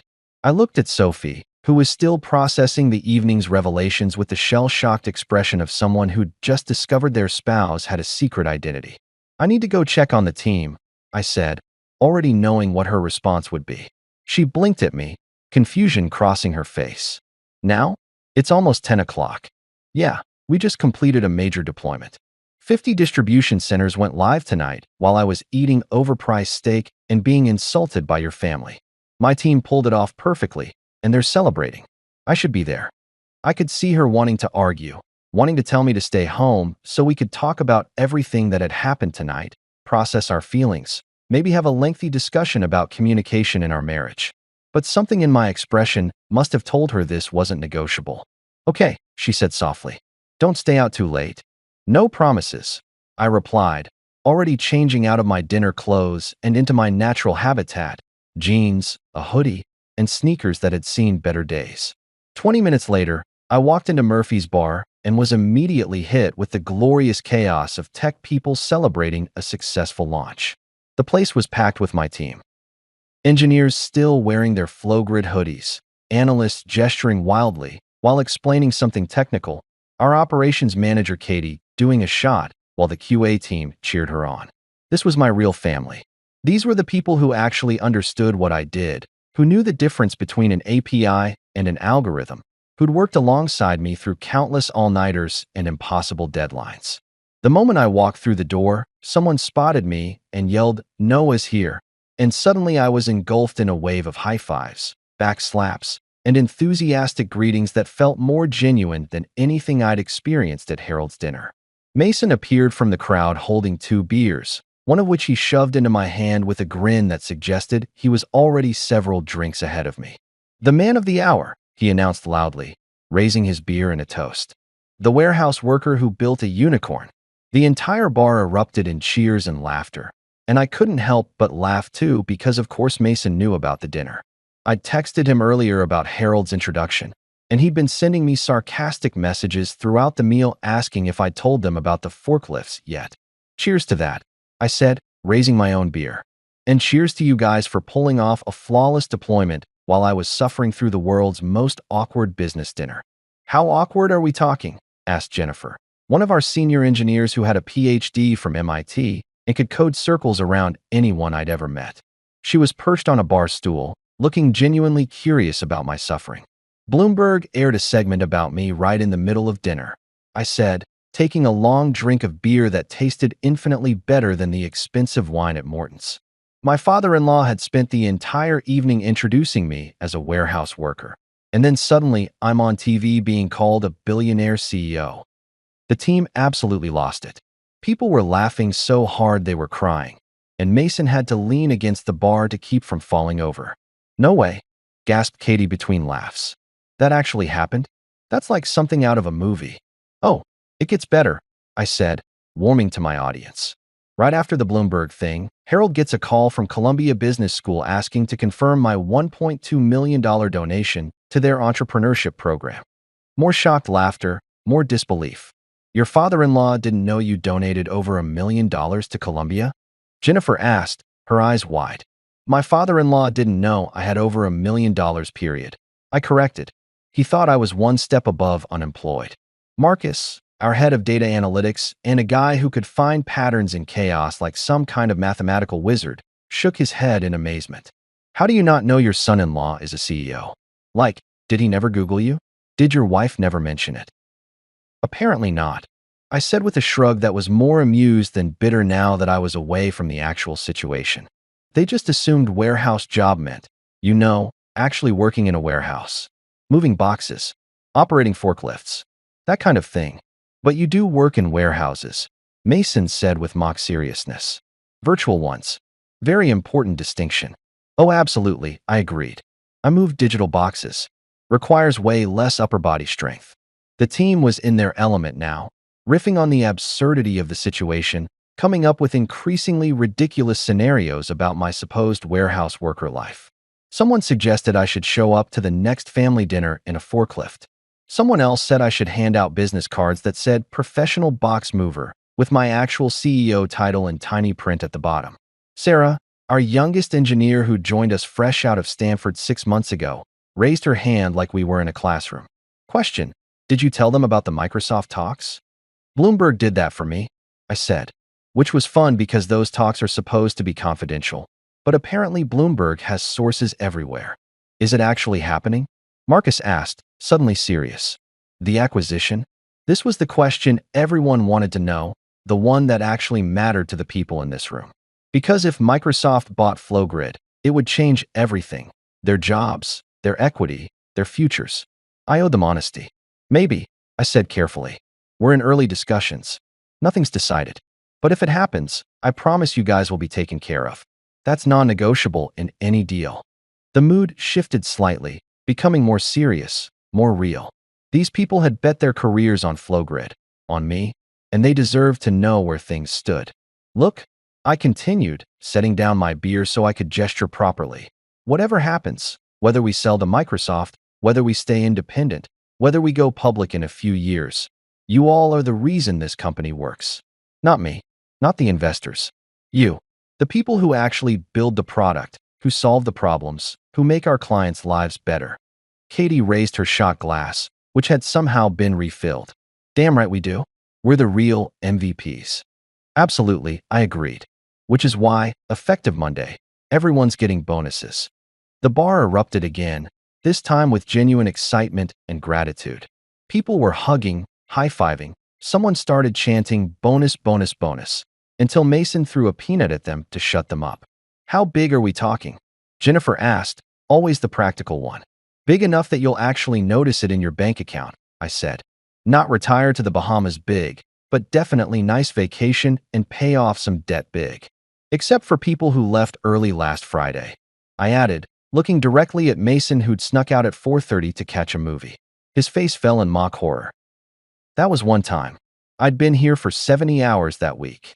"Exactly," I said with a grin. "And you left early. No bonus for you." The entire bar booed and threw peanuts at me while Mason protested loudly about labor laws and employee rights and how he was going to report me to HR. "We don't have HR," I pointed out. "You're thinking of Katie, who handles that stuff in addition to operations, and she's currently doing shots, so good luck with your complaint." Katie raised her glass in acknowledgement, spilling a little on her Flowgrid hoodie. Complaint denied, she announced with the authority of someone 3 drinks past tipsy. Mason can suffer. The night continued like that, drinking, laughing, telling stories about deployments gone wrong and clients who didn't understand technology, and that one time we almost lost a major contract because someone accidentally deleted a production database. These were my people. The ones who got it, who understood what we'd built together, who didn't care that I wore hoodies instead of suits or drove a Honda instead of a Tesla. They cared about the work, about solving problems, about building something that actually mattered. Around midnight, as the bar started to empty and people began calling Ubers to head home, Mason pulled me aside. Seriously though, he said, the alcohol making him more sincere than usual. That must have been weird tonight. The dinner thing. It was surreal, I admitted, but also kind of satisfying. Like, I spent 2 years being underestimated by these people, and then watching their faces when they realized who I actually was. Yeah, that felt good. You're a petty man, Noah Lansing, Mason said with approval. I respect that. Thank you, I said. I try. He clapped me on the shoulder, swaying slightly. But for real, you handled it well. You could have been an asshole about it, rubbed it in their faces, made them feel terrible. But you were cool. That's good leadership. I saved all the asshole energy for you, I said. Hence the bonus thing. You're not actually withholding my bonus, right? Mason asked, suddenly worried. Of course not, I assured him. But I am going to bring it up at every team meeting for the next month. Fair, he conceded. I deserve that. I left Murphy's around 1 in the morning, pleasantly buzzed and genuinely happy in a way I hadn't been at the fancy steakhouse dinner. The night air was cool, the street was quiet, and my phone had finally stopped buzzing quite so aggressively. I had texts from Sophie asking when I'd be home, a few more investor emails I'd deal with tomorrow, and one message from Harold sent 20 minutes ago. Thank you again for tonight. Looking forward to the office visit. Harold. I smiled at that, typed back a quick anytime, and headed to my car. Tomorrow would bring more chaos, more interview requests, more questions about Microsoft, more family members suddenly interested in my life. But tonight, right now, I was just a guy who'd built something cool with a team of brilliant weirdos, and that felt pretty damn good. I got home around 2 in the morning, trying to be quiet as I fumbled with my keys at the front door, only to find Sophie waiting up for me on the couch. She was still in her dinner dress, a glass of wine in hand. Her 4th or 5th of the evening, if I had to guess. And she had that look on her face. You know the one. The we need to talk and I've been rehearsing this conversation in my head for the past 3 hours, look. I braced myself for the discussion I'd been avoiding all night. The one where she asked me why I never told her about the scope of my success. Why I let her and her family think I was basically nobody. Why our entire marriage might have been built on a foundation of miscommunication and assumptions. But instead of launching into the speech I could see forming behind her eyes, Sophie just looked at me for a long moment and said, I'm sorry. Those 2 words hung in the air, simple and unexpected, and I felt something shift in my chest. I should have listened, she continued, setting down her wine glass with deliberate care. You tried to tell me about Flowgrid, about what you were building, and I didn't pay attention. I thought it was boring tech stuff. And I didn't realize that boring tech stuff was actually changing entire industries. She laughed, but it was tinged with sadness and embarrassment. I'm married to someone I don't actually know. That's pretty messed up, isn't it? I sat down next to her, still smelling like Murphy's Bar, beer and peanuts, and the kind of honest celebration that doesn't require expensive wine. It's not entirely your fault, I said, because it wasn't. I could have been more insistent. Could have made you sit down and actually understand what I was doing instead of just accepting that you weren't interested. But I should have been interested, Sophie countered. You're my husband. Your work is important to you, and I just dismissed it, like it didn't matter. She picked up her phone from the coffee table and showed me the screen. She'd been reading articles about Flowgrid, TechCrunch, Bloomberg, Forbes, the Wall Street Journal piece I'd mentioned at dinner. I've been reading about you for the past 2 hours, she said. About my own husband. That's insane. Better late than never. I offered with a slight smile, and she laughed again, this time more genuinely. I told Dad and Mom everything after you left, Sophie said. Well, everything I learned from Google, which is apparently more than I learned in 2 years of marriage. She paused, scrolling through her phone. Mom called Lydia crying. Happy crying, I think. She kept saying our son-in-law is on Bloomberg like it was the greatest achievement in family history. I could picture that scene perfectly. Sophie's mother, who'd always been kind to me but clearly worried her daughter had married someone without prospects, suddenly realizing that her son-in-law was more successful than anyone else in the family combined. And Lydia? I asked, genuinely curious about how my sister-in-law was handling the revelation. Lydia locked herself in her room and won't come out, Sophie said with a smirk. I think she's dying of embarrassment. She sent me a text that just said, I'm never showing my face at family dinner again. Dramatic, I commented. But fair. My phone buzzed again. It hadn't really stopped buzzing since I'd left Murphy's, and I glanced at the screen to see another text from Sophie, except she was sitting right next to me. I looked at her confused, and she gestured to my phone. Read it, she said. I opened the message. Dad told Mom. Everyone's shocked. They're proud. I'm sorry I didn't believe in you sooner. I looked up from my phone to see her watching me, vulnerable in a way I hadn't seen in a long time. I mean it, she said softly. I'm really sorry, Noah. You deserved better than being treated like your work didn't matter. It's okay, I said, and I meant it. The anger and frustration I'd felt during dinner had mellowed into something more manageable, more forgiving. You just married your own case study and not judging books by their covers. She smiled at that, a real smile that reached her eyes. I guess I did. She leaned her head on my shoulder, and we sat like that for a moment in comfortable silence, the kind that only comes after you've survived something weird and difficult together. So, Sophie said eventually, are you actually going to sell to Microsoft? Maybe, I said honestly. It's complicated. On one hand, it's a lot of money and great resources for the team. On the other hand, I like being independent, making my own decisions, not having to answer to corporate overlords. Whatever you decide, Sophie said, I support you, even if I don't fully understand the technical details. That's all I ask, I said. Well, that and maybe occasionally listening when I talk about work. Deal, she agreed.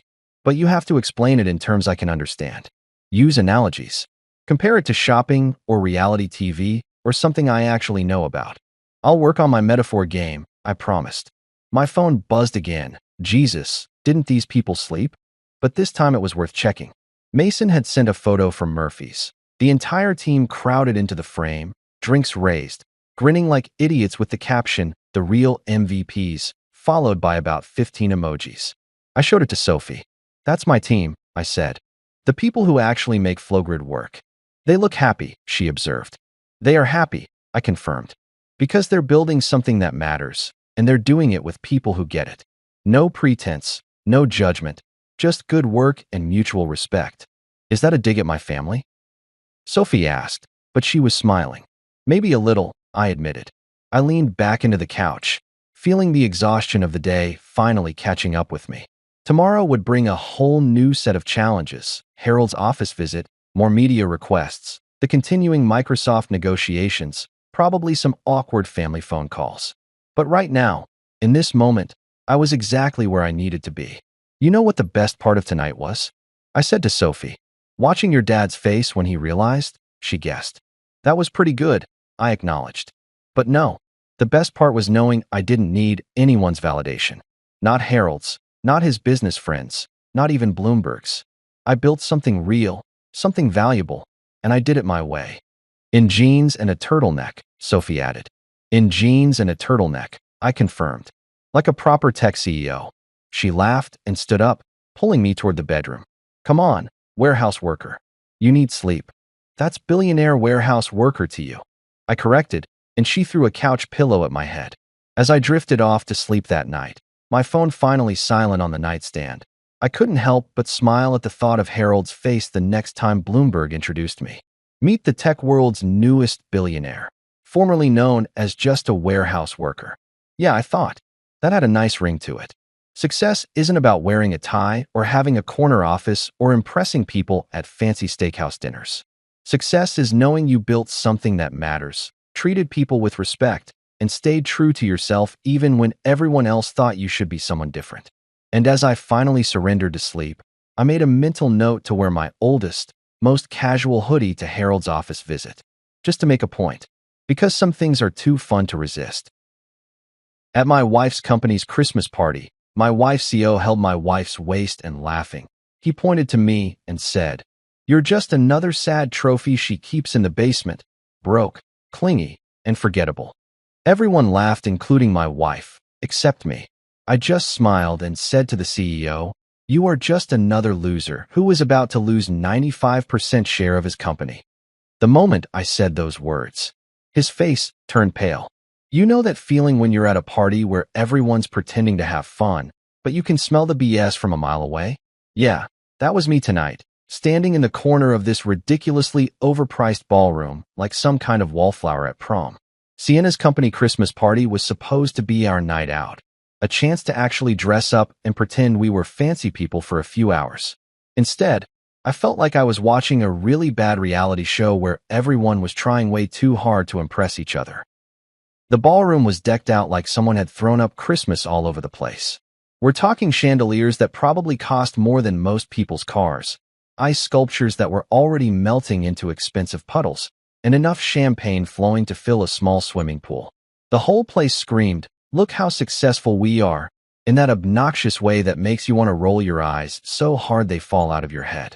I nursed my whiskey, the good stuff, not the cheap crap they usually serve at these corporate shindigs, and watched Sienna work the room.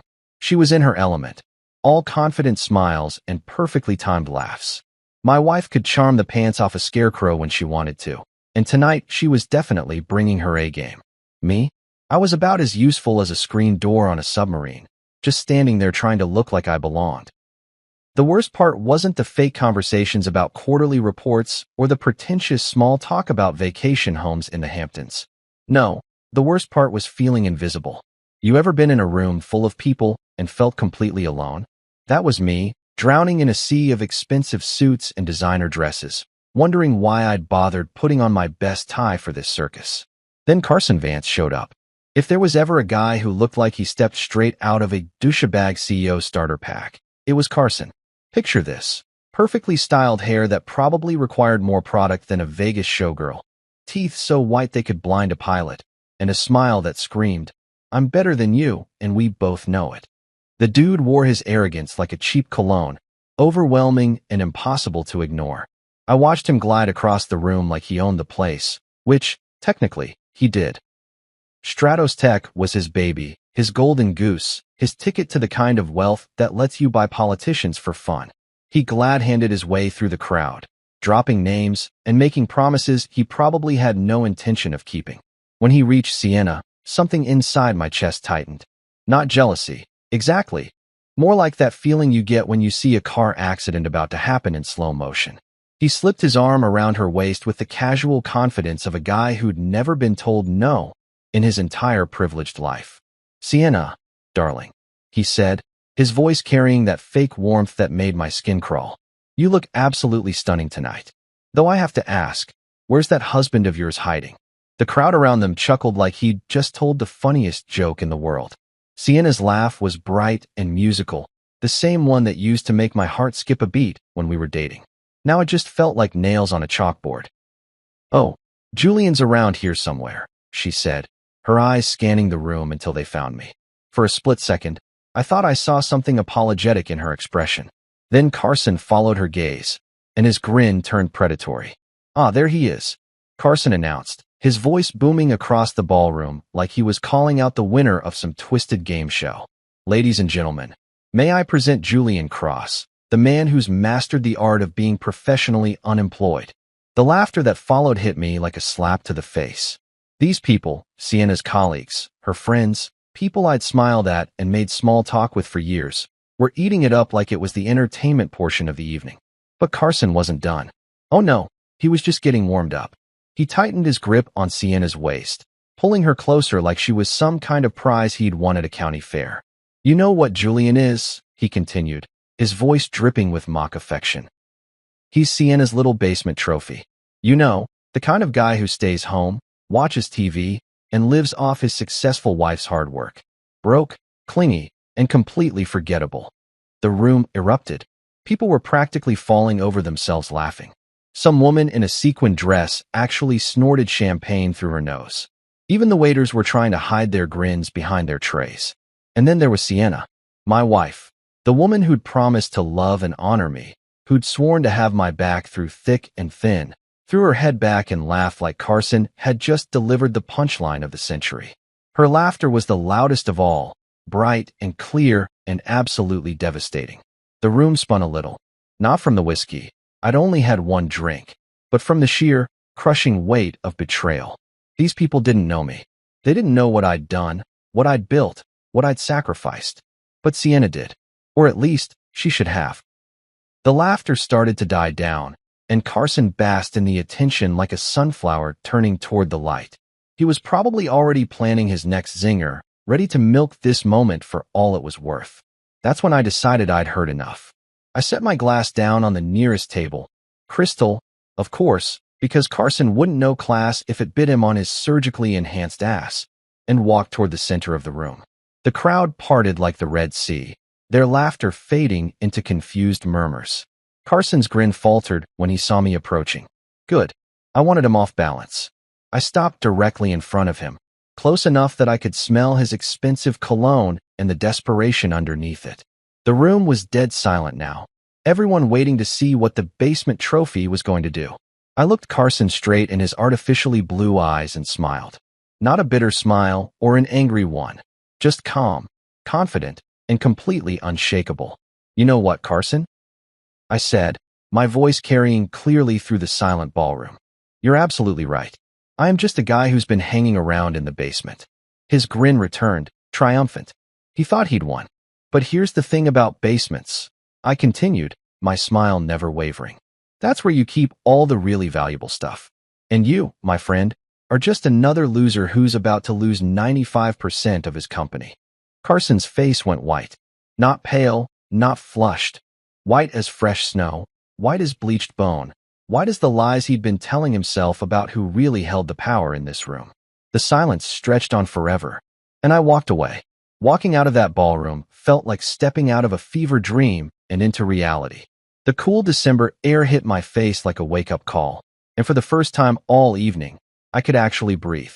Behind me, I could hear the stunned silence I'd left in my wake slowly giving way to confused chatter. Good. Let them choke on their champagne and expensive words. My footsteps echoed across the marble floor of the hotel lobby. Each click of my dress, shoes marking the distance between who they thought I was and who I really was. The doorman nodded as I passed, probably relieved to see someone leaving the pretentious circus upstairs.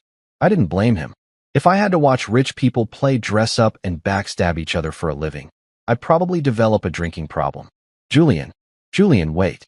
And there it was, the sound of designer heels clicking frantically across marble, accompanied by the rustling of an expensive dress. Sienna was chasing after me like some kind of rom-com heroine, except this wasn't cute or romantic. This was desperate damage control. I didn't slow down. Why should I? She'd had her chance to stand up for me up there, and instead she'd chosen to laugh along with the crowd like I was some kind of punchline. Now she wanted to talk? Now she cared about my feelings? Julian, please stop. Her voice was getting breathless, probably because running in those ridiculous heels was like trying to sprint in stilts. Part of me wanted to keep walking, to let her stumble after me in her fancy dress, while I disappeared into the night like some mysterious stranger from a movie. But the other part of me, the part that still remembered why I'd fallen for her in the first place, made me stop. I turned around slowly, giving her time to catch up. She was slightly out of breath, her perfect hair showing the first signs of coming undone. Her cheeks were flushed, whether from embarrassment or exertion, I couldn't tell. Maybe both. What the hell was that supposed to mean? She demanded, her eyes flashing with a mixture of confusion and anger. What you said to Carson, about him losing his company. Julian, that doesn't make any sense. You can't just threaten people like that. I had to laugh. Not a bitter laugh this time, but genuine amusement at the sheer absurdity of the situation.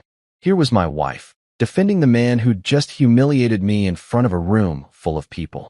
The same man who'd called me a broke, clingy basement trophy while she laughed along. Threaten him, I said, shaking my head. Sienna, that wasn't a threat. That was a promise. She stared at me like I'd just told her I was secretly an alien from Mars. Julian, you're scaring me. You're talking crazy.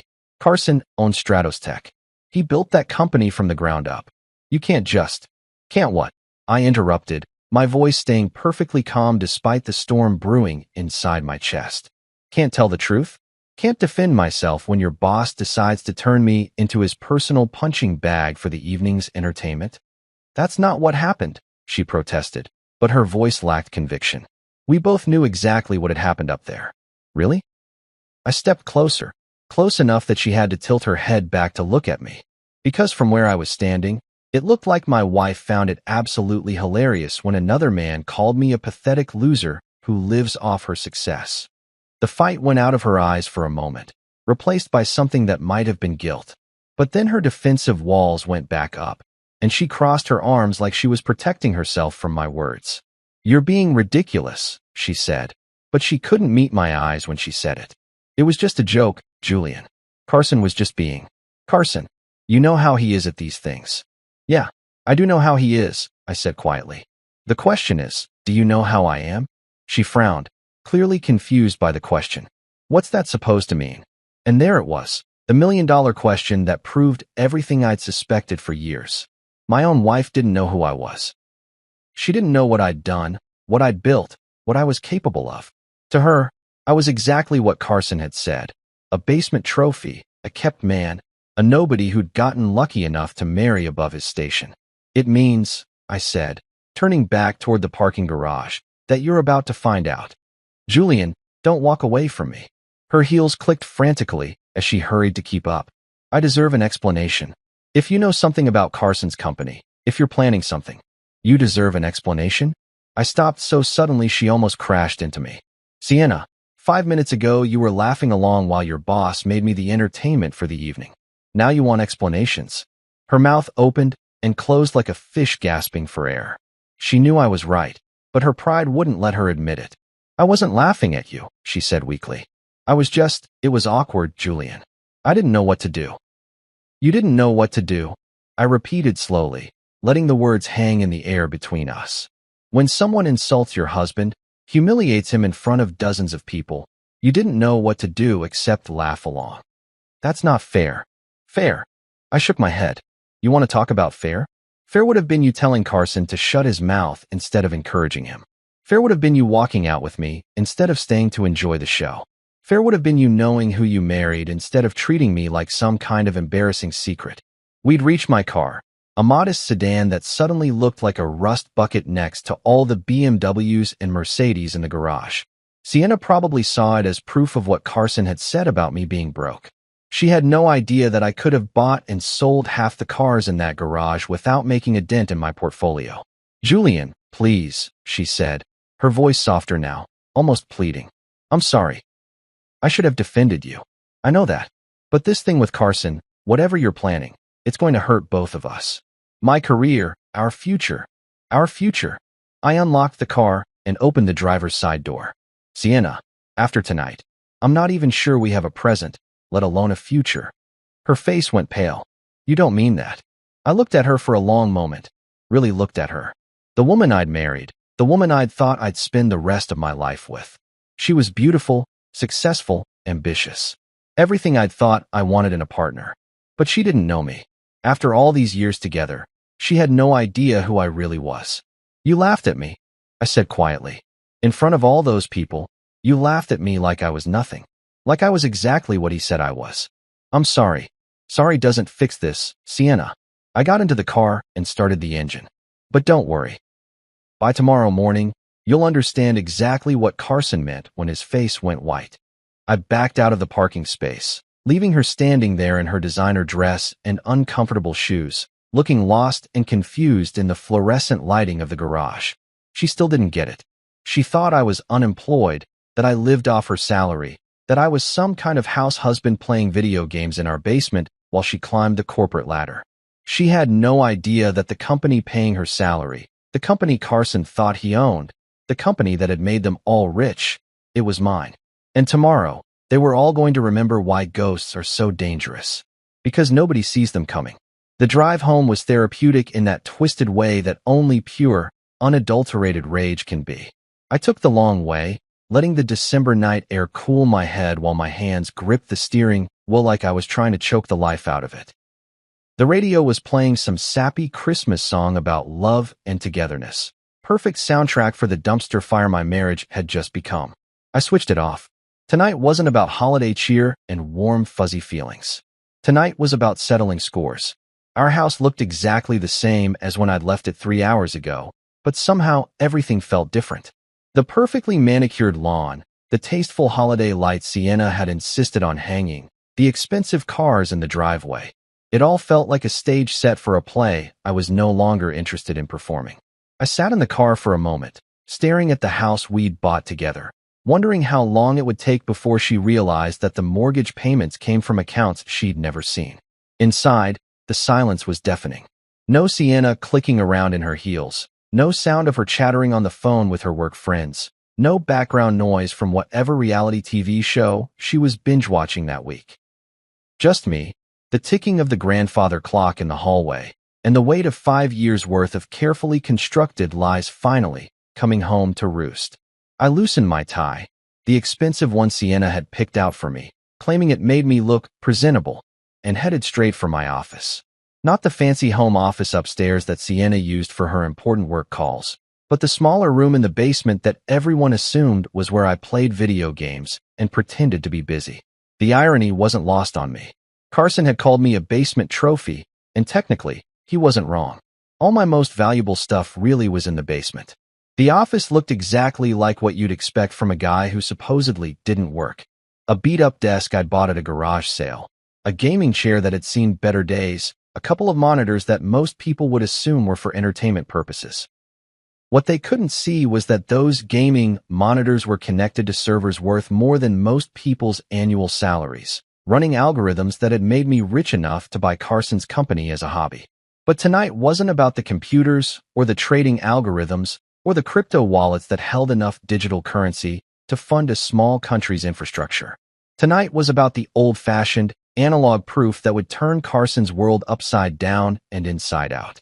I walked over to the bookshelf, the one filled with technical manuals and programming guides that Sienna always complained made the room look nerdy. She had no idea that half those books were hollowed out, containing backup drives and encrypted storage devices that held the keys to more wealth than she could imagine. But I wasn't after the digital stuff tonight. The bookshelf itself was the real treasure. I pulled out 3 specific books: Advanced Database Management, Network Security Protocols, and Corporate Finance for Dummies. The last one always made me chuckle. If anyone had bothered to actually look at it, they might have wondered why a supposedly unemployed guy owned a book about corporate finance. But nobody ever looked. People see what they expect to see, and they expected to see a loser's collection of random books. The books triggered a mechanism I'd had installed when we first moved in. The entire middle section of the bookshelf swung inward on hidden hinges, revealing a wall safe that would have made a Swiss banker jealous. Biometric scanner, keypad, the works. This wasn't some Home Depot special you could crack with a crowbar and bad attitude. This was industrial-grade security for industrial-grade secrets. I pressed my thumb to the scanner, punched in a code that included Sienna's birthday. Yeah, I'm sentimental like that, and listened to the satisfying chunk of multiple deadbolts retracting. The safe door swung open, revealing the paper trail that would turn tonight's humiliation into tomorrow's revenge. The documents were organized in labeled folders, each one representing a different phase of my carefully orchestrated disappearing act. NovaGrid sale contained the paperwork from when I'd sold my first company to a tech conglomerate for more money than most people see in 10 lifetimes. Investment portfolio held the records of how I'd turned that money into even more money through a combination of smart investments, lucky breaks, and an almost supernatural ability to spot trends before they became obvious. But the folder I was really after was labeled Stratos Tech Acquisition. Inside was the complete paper trail of how I'd quietly, methodically, and completely legally bought 95% of Carson's company over the course of 3 years. Shell companies, dummy corporations, offshore investment funds. I'd used every trick in the book to hide my identity while systematically purchasing shares from anyone willing to sell. The beautiful thing about Carson was that he was so arrogant, so convinced of his own brilliance, that he'd never bothered to properly investigate who was buying up his company. He'd been too busy playing CEO, making speeches, and apparently insulting people's husbands at Christmas parties to notice that someone was quietly pulling the rug out from under his feet. I spread the documents across my desk like I was planning a military campaign. The original merger documents from when Carson thought he was selling a small stake to raise capital. The trust agreements that technically made me the silent partner while letting him keep the CEO title. The board resolutions that gave me ultimate decision-making power whenever I chose to exercise it. My personal favorite was the clause buried on page 47 of the main contract, the one that allowed me to remove any executive for conduct detrimental to company interests. Carson's lawyer had probably figured it was standard boilerplate language. Carson himself had definitely never read that far. Big mistake. I pulled out my phone and scrolled through my contacts until I found the name I was looking for, Priya Lang. My lawyer, my friend, and the only person who knew exactly how rich and powerful I really was. She'd been with me since the early days of NovaGrid, back when I was just another programmer with big dreams and bigger ambitions. She'd helped me navigate the sale, the investments, and the elaborate shell game that had made me the ghost owner of Stratos Tech. It was late. Almost midnight, but Priya was a night owl, and this was the kind of call she'd been expecting for years. She answered on the second ring. Well. Julian Cross finally ready to come out of the shadows. It's time, I said, my voice steadier than it had been all evening. What finally pushed you over the edge? She asked, and I could hear the amusement in her voice. Let me guess. Carson said something stupid at a party? Something like that. And Sienna?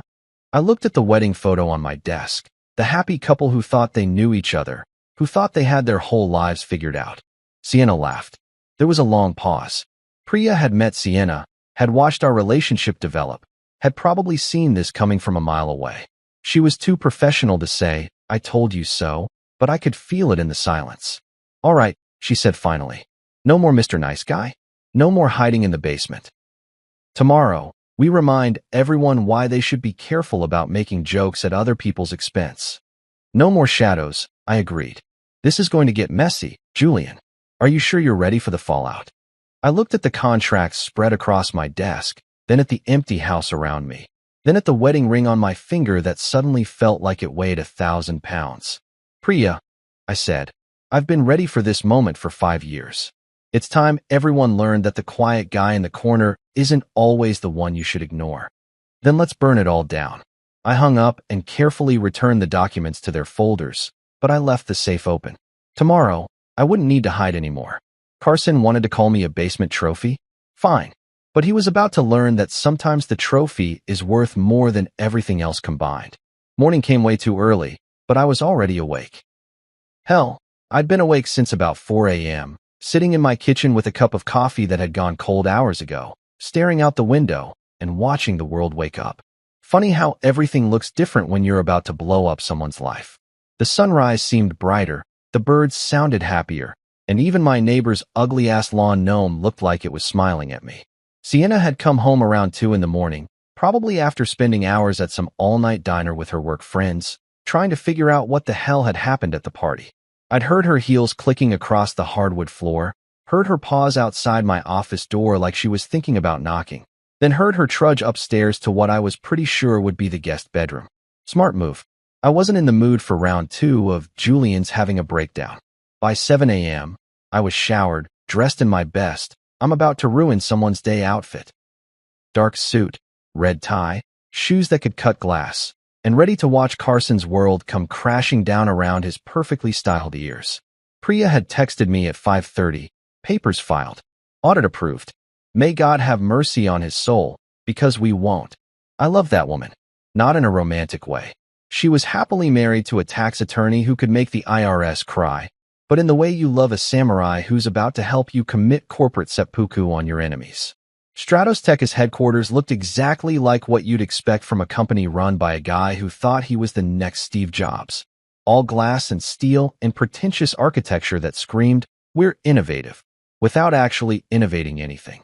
I'd been in the building exactly 3 times since I'd started buying up shares. Always as Sienna's +1 at some boring corporate function. Always treated like the unemployed husband who was lucky to be there. Today was going to be different. I didn't go through the main entrance. Why would I?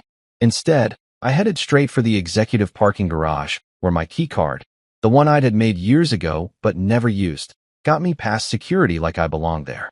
Which, technically I did. I own the damn place. The elevator ride to the 15th floor was smooth and quiet, giving me time to think about what Carson was probably doing right about now. If I knew him, and unfortunately, I did. He was sitting in his corner office with the view of the city, drinking his overpriced organic coffee and reading reports about how brilliant he was. He probably hadn't given last night's party another thought. Guys like Carson never did. They dropped their little verbal bombs, enjoyed the explosion, then moved on to the next target without ever considering that someone might drop a bigger bomb right back. The elevator doors opened with a soft ding, and I stepped into the executive suite like I owned the place. Because, again, I did. The first person I saw was Janet Morrison, Carson's assistant and the unofficial keeper of all Stratos Tech gossip. She was about 50, had been with the company since before Carson took over, and had the kind of poker face that made her dangerous at the company Christmas parties. She looked up from her computer as I approached, and I could see the exact moment she recognized me. "Mr. Cross?" she said, confusion written all over her face. "I'm sorry, but Mr. Vance isn't expecting." "That's okay, Janet," I said with a smile that was probably a little too cheerful for 8 in the morning. "He's not expecting a lot of things today." Before she could respond, I heard the sound of multiple pairs of expensive shoes clicking across marble floors. Priya appeared around the corner, followed by 2 guys in suits who looked like they ate corporate malfeasance for breakfast and asked for seconds. The audit team had arrived. "Good morning, Mr. Cross," Priya said, her voice carrying just enough volume that everyone in the vicinity could hear. "I trust you're ready for today's meeting?" "Absolutely," I replied, still wearing that probably too cheerful smile. "Is Mr. Vance available?" Janet looked back and forth between us like she was watching a tennis match, trying to figure out what the hell was happening. I can check if he's free." "Oh, don't bother," Priya said, pulling out a manila folder thick enough to choke a horse. "This is an official audit notice. Mr. Vance's availability is no longer really his choice." The color drained from Janet's face. She'd been around corporate America long enough to know that when lawyers showed up with audit teams, somebody was about to have a very bad day. "Audit?" she stammered. "I don't understand." "Who authorized?" "The primary shareholder," I said simply. And there it was. The moment when Janet Morrison, who knew every secret and scandal in the building, who had probably fielded 1,000 calls from board members and investors over the years, realized that she had no idea who the primary shareholder actually was. I'll let Mr. Vance know you're here," she said weakly, reaching for her phone. "You do that," Priya said. "And while you're at it, you might want to let him know that we'll be examining all executive compensation packages, personal use of corporate resources, and any irregularities in his business practices over the past 5 years." Through the glass walls of Carson's office, I could see him on a phone call, gesturing wildly with his free hand like he was conducting an orchestra. He looked confident, relaxed, completely unaware that his world was about to get turned inside out. My phone buzzed. Text message from an unknown number, but I knew who it was before I even looked. "Julian, please call me. We need to talk about last night." "Sienna." I showed the message to Priya, who read it and raised an eyebrow. "Timing," she said dryly.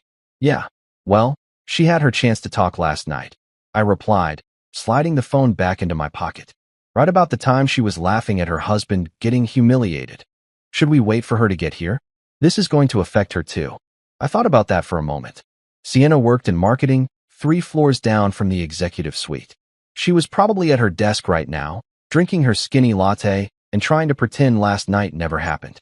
When the audit hit, when Carson got fired, when the whole house of cards came tumbling down, her job would probably be safe. I wasn't vindictive enough to destroy innocent people just because my marriage was circling the drain. But I also wasn't about to put this on hold just to spare her feelings. "She made her choice," I said. "Now she gets to live with the consequences." Janet hung up her phone and looked at us with the expression of someone who'd just been asked to schedule her own execution. "Mr. Vance will see you now," she said quietly. I could see Carson through the glass walls, straightening his tie and putting on his game face. He probably thought this was just another meeting, another chance to charm and schmooze his way through whatever minor inconvenience had showed up at his door. He had no idea that the minor inconvenience owned him. "After you," Priya said, gesturing toward Carson's office. As we walked toward the door, I caught sight of another familiar face in the hallway. Layla Chun, head of software development and the smartest person in the building that nobody ever listened to. She was carrying a tablet and a coffee cup, probably heading to another meeting where Carson would ignore her suggestions and take credit for her ideas. Our eyes met for just a moment, and I saw something there. Recognition, maybe, or curiosity. She'd always been sharp enough to notice things other people missed. I made a mental note to talk to her later. After all, every kingdom needed a new ruler when the old king got overthrown. And Carson Vance's reign was about to come to a very abrupt end. Carson's office was exactly what you'd expect from a guy who thought he was the king of Silicon Valley. Floor-to-ceiling windows overlooking the city, a desk the size of a small aircraft carrier, and enough awards and trophies scattered around to make you think he'd won the Nobel Prize for being awesome. The whole place screamed, "Look how successful I am," in that desperate way that always made me wonder who he was trying to convince. He was standing behind his desk when we walked in, wearing what I like to call his CEO power pose, shoulders back, chin up, fake smile cranked to 11. The guy probably practiced that look in the mirror every morning while telling himself he was God's gift to the tech industry. "Julian," he said, his voice booming with fake enthusiasm. What a pleasant surprise. Though I have to say, after last night's interesting conversation, I wasn't expecting to see you here so soon. I could see the sweat starting to form on his forehead despite the confident act. "Good. Let him squirm." "Carson," I replied, my voice steady as a rock. I figured it was time we had a proper chat about business. His eyes flicked to Priya and the audit team behind me, and his smile faltered just a bit. "Business? Julian, I hate to break it to you, but you don't exactly have any business here. This is my company." "Funny you should mention that," Priya said, stepping forward and dropping that thick manila folder on his pristine desk with a satisfying thunk. "We're actually here to discuss exactly whose company this is." Carson's face went from confident to confused to slightly panicked in about 3 seconds flat. It was like watching a car accident in slow motion, except way more entertaining. "I'm sorry, but who are you people?" he asked, his voice climbing about half an octave higher than usual. "Priya Lang, attorney for Mr. Cross," she said, flipping open the folder and spreading documents across his desk like she was dealing cards. "These gentlemen are certified public accountants, and we're here to conduct a comprehensive audit of Stratos Tech's financial practices." "Audit?" Carson's voice cracked like a 13-year-old kid asking someone to prom. "On whose authority? You can't just walk into my office and demand." "Actually, we can," I interrupted, picking up one of the documents and holding it where he could see it. "See, Carson, here's the thing you never bothered to learn about your own company. I own 95% of it." The silence that followed was absolutely beautiful. Carson's mouth opened and closed like a fish gasping for air. His face went through about 17 different shades of white, and I swear I could actually hear his brain trying to process what I'd just told him. That's impossible," he stammered. "I built this company. I own this company. I'm the CEO. You're the CEO because I let you be the CEO," I said, sitting down in one of his expensive leather chairs and making myself comfortable. But that's about to change. Priya had finished spreading out the paperwork, and it looked like a corporate crime scene. Share certificates, transfer documents, voting trusts, merger agreements. 5 years' worth of carefully orchestrated financial maneuvering that had turned Carson's company into my company without him even noticing. "This is insane," Carson said, grabbing one of the documents and staring at it like it might suddenly change into something that made sense. "These can't be real. Julian doesn't have this kind of money. He's unemployed. He lives in his wife's basement."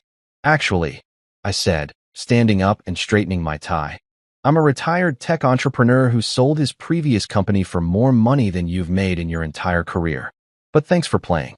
One of the audit guys, a thin, serious-looking dude who probably dreamed about balance sheets, stepped forward and pointed to a section of the documents. "Mr. Vance, these share transfer records clearly show that various investment entities controlled by Mr. Cross have been systematically acquiring Stratos Tech stock over the past 3 years. The transactions are all legitimate and properly documented." Carson sank into his chair like someone had just told him Santa Claus wasn't real and the Easter Bunny was a fraud. But how? Why? I never authorized any of this." "That's the beautiful thing about public companies, Carson," I said. You don't get to authorize who buys your stock. People with money buy shares, and eventually, if they're smart and patient enough, they end up owning the whole damn thing. This is a hostile takeover, he sputtered, finally finding his voice again. This is corporate sabotage. I'll sue you. You'll what? Priya interrupted, her voice sharp enough to cut steel. Sue the majority shareholder for exercising his legal rights? Good luck with that strategy. Carson's face was cycling through colors like a broken traffic light, red with anger, white with shock, green around the gills with nausea. I was starting to feel a little sorry for the guy. Almost. Then I remembered him calling me a basement trophy while my wife laughed along, and the sympathy evaporated like morning dew. Here's what's going to happen, I said, leaning forward and looking him straight in the eye. Effective immediately, you're fired as CEO of Stratos Tech. Your corporate credit cards are canceled, your company car goes back to the fleet, and that corner office you're so proud of? Someone else's problem now. You can't do this, he shouted, jumping to his feet like his chair was on fire. The board will never approve this. I have contracts. I have rights. The board will approve whatever I tell them to approve, I said calmly. As for your contracts, well, I'm sure Priya would be happy to explain the conduct detrimental to company interests clause you never bothered to read. Priya smiled like a shark who'd just smelled blood in the water. Page 47, subsection C. Insulting and humiliating business partners or their family members at public events definitely qualifies as detrimental conduct. Carson's face went from traffic light colors to straight-up ash gray. Business partners? Julian's not a business partner. He's just the guy who owns your company. I finished. The guy you decided to humiliate at a Christmas party for cheap laughs. The guy whose wife you convinced to laugh along while you turned him into a punchline. For the first time since we'd walked into his office, Carson looked genuinely scared. Not angry or confused, but actually frightened. It was finally sinking in that this wasn't some elaborate prank or misunderstanding. This was real, and his perfect little kingdom was crumbling around him. Julian, he said, his voice suddenly small and pleading. Look, maybe I was out of line last night. Maybe I said some things I shouldn't have. We can work this out, right? We can come to some kind of arrangement. I stood up and walked around his desk, stopping directly in front of him. He was sweating openly now, his perfect hair starting to wilt, his expensive suit looking rumpled and desperate. Carson, I said quietly, you called me a broke, clingy, forgettable basement trophy in front of a room full of people. You made my wife laugh at me. You turned my marriage into your entertainment for the evening. He opened his mouth to say something, probably another apology or excuse, but I held up my hand to stop him. So no, we can't work this out. And no, we can't come to an arrangement. You're done. I turned to Priya, who was already closing up the folder and preparing to deliver the final blow. Oh, and Carson? I said, pausing at the door. I'm naming Layla Chun as interim CEO. You know, the woman whose ideas you've been stealing for years? The one you never thought was smart enough to run things. His face went completely white. Layla? But she's just a programmer. She's a programmer who actually understands technology, treats people with respect, and has never once called anyone a basement trophy, I said. Funny how that works out. As we walked out of his office, I could hear him behind us, frantically dialing numbers on his phone, probably trying to call board members or lawyers or anyone who might be able to save his ass. Good luck with that, I thought. After all, it's hard to fight a ghost when you finally realize he's been holding all the cards the entire time. If I thought the drive home after the Christmas party was therapeutic, the drive home after firing Carson was like winning the lottery, curing cancer, and discovering the meaning of life all rolled into one beautiful, satisfying package. I took the scenic route again, windows down despite the December chill, letting the cold air wash over me while I processed what had just happened. Carson Vance. The man who'd called me a basement trophy, who'd humiliated me in front of dozens of people, who'd convinced my own wife to laugh at me, was probably sitting in his now former office right about now, staring at the papers that proved he'd never really owned anything. The mental image of his face when reality finally sank in was going to keep me warm for years. My phone had been buzzing nonstop since I'd left Stratos Tech.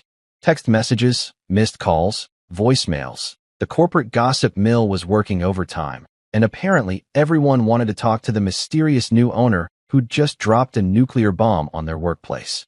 I ignored all of it. There'd be time for damage control and PR later. Right now, I just wanted to enjoy the silence before the storm hit my house. Because oh boy, was there going to be a storm. I pulled into our driveway around 6 p.m., and I could see Sienna's car already there.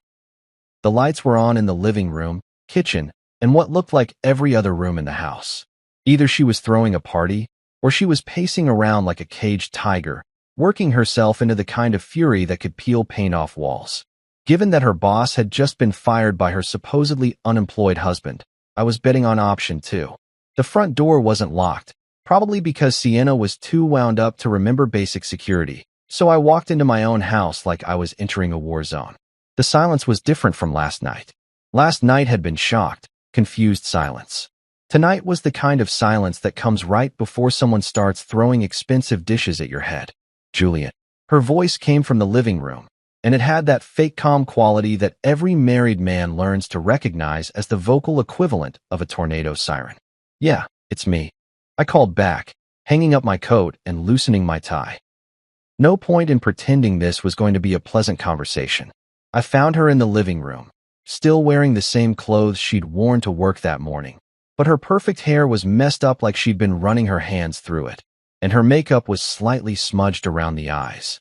She was standing by the window, staring out at the street like she expected a parade of angry board members to come marching up our driveway.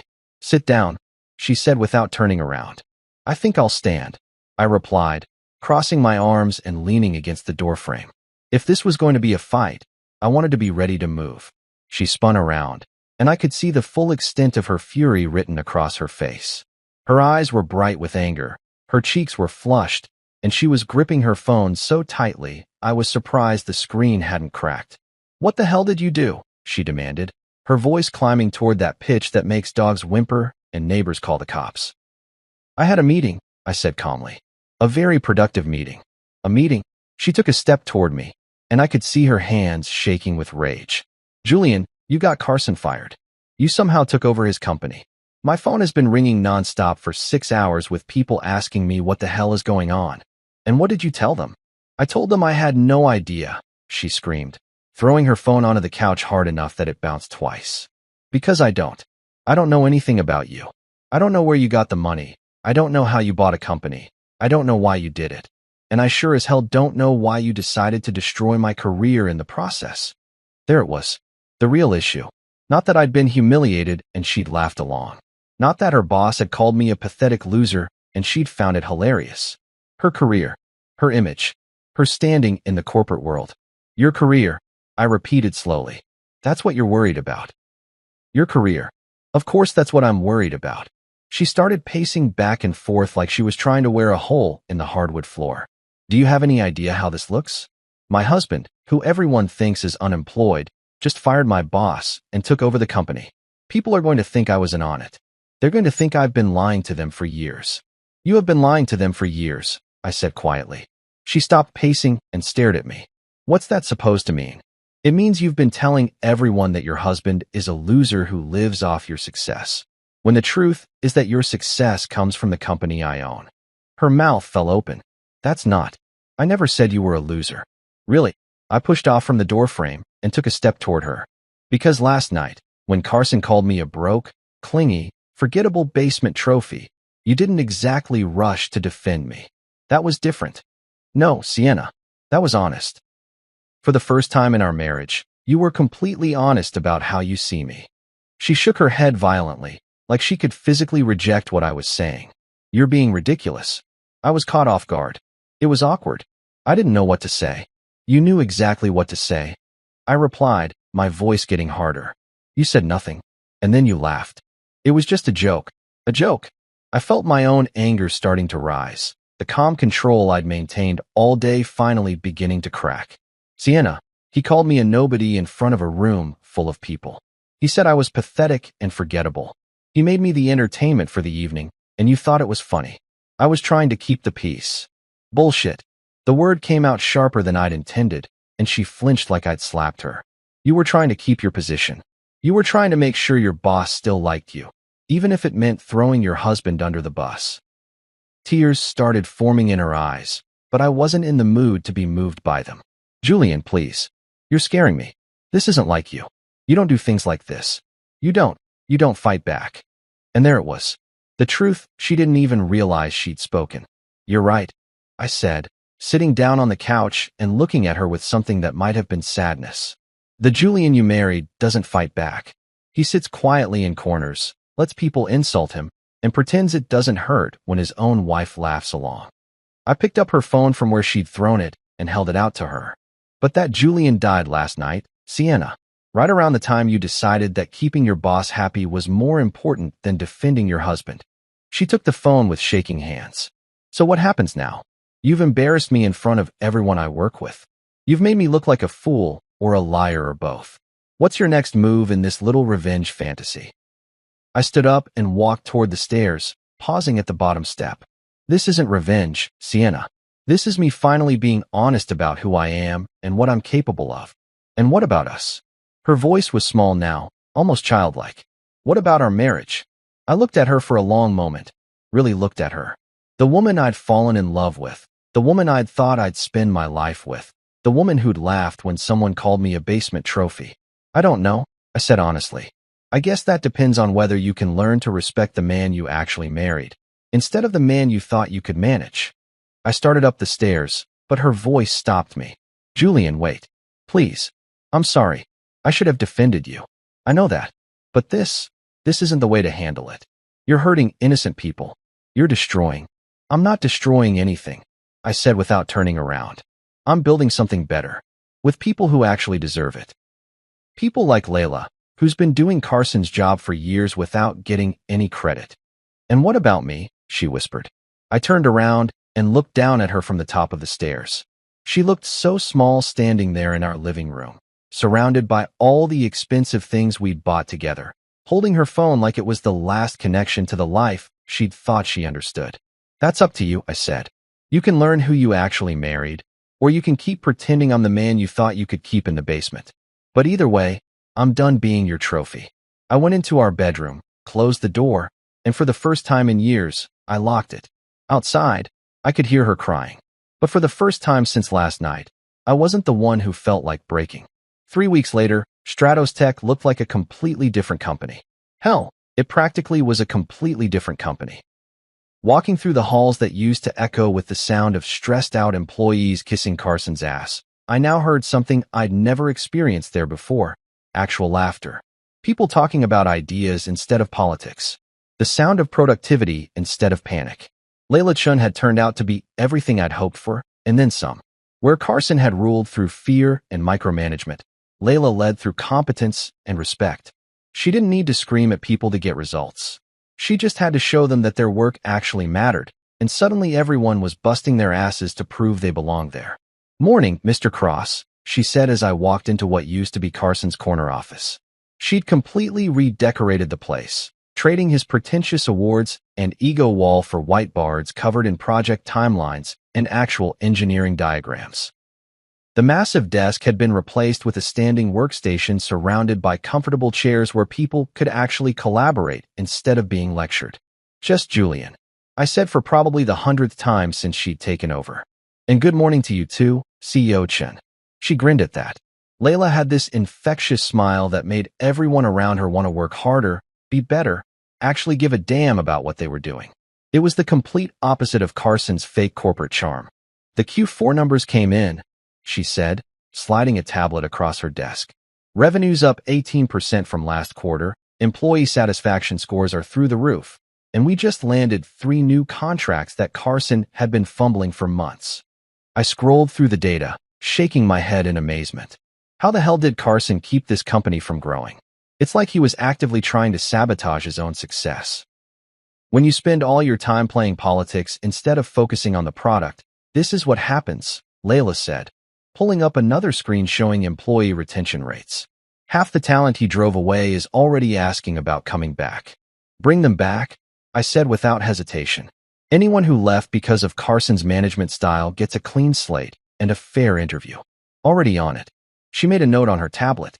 "Speaking of clean slates, marketing wants to know what to do about Sienna." And there it was. The elephant in the room that everyone was too polite to mention directly. Sienna had taken a leave of absence the day after our fight, claiming she needed time to reassess her professional priorities. In corporate speak, that meant she was hiding in our house, alternating between crying, rage cleaning, and sending me text messages that I mostly ignored. What about her? I asked, keeping my voice neutral. She's good at her job, Layla said carefully. The team likes her, her campaigns are effective, and honestly, she never treated people the way Carson did. But everyone knows she's your wife, and they're all walking on eggshells wondering if she's going to get special treatment or if she's going to be collateral damage in whatever's happening between you two. I sank into one of the comfortable chairs Layla had installed, suddenly feeling every one of the sleepless nights I'd been having since the Christmas party. What do you think I should do? I think, Layla said, sitting across from me, that you should treat her the same way you'd treat any other employee. If she's good at her job, she stays. If she wants to come back, she comes back. What happens in your marriage is your business, but what happens in this company is everyone's business. Smart woman. This was exactly why I'd put her in charge. Fair enough, I said. Tell marketing that when Sienna's ready to come back, she'll be evaluated on her work, not her last name. Same standards as everyone else. Will do. Layla made another note, then looked up at me with that expression that meant she was about to say something I probably didn't want to hear. Can I ask you something personal? Shoot. Are you okay? And don't give me some corporate bullshit answer. You look like you haven't slept in weeks. I had to laugh at that. Here I was, finally living openly as a successful businessman instead of hiding in my basement like some kind of corporate vampire, and I probably looked worse than when everyone thought I was unemployed. Honestly, I don't know, I said. I spent 5 years being invisible, letting everyone think I was a failure, watching my own wife be embarrassed by me. Now I'm finally being myself, but I don't know if there's anything left to save in my marriage. You know what the difference is between you and Carson? Layla asked. Besides the fact that I'm not a complete asshole? She laughed. Carson destroyed things because he was insecure and needed to prove he was important. You're building things because you actually care about making them better. She gestured toward the window, where we could see employees collaborating in the break room, actually smiling while they worked. Look at this place. Look at what it's become in 3 weeks. You didn't fire Carson because you wanted revenge, though I'm sure that felt good. You fired him because he was hurting people. Your point.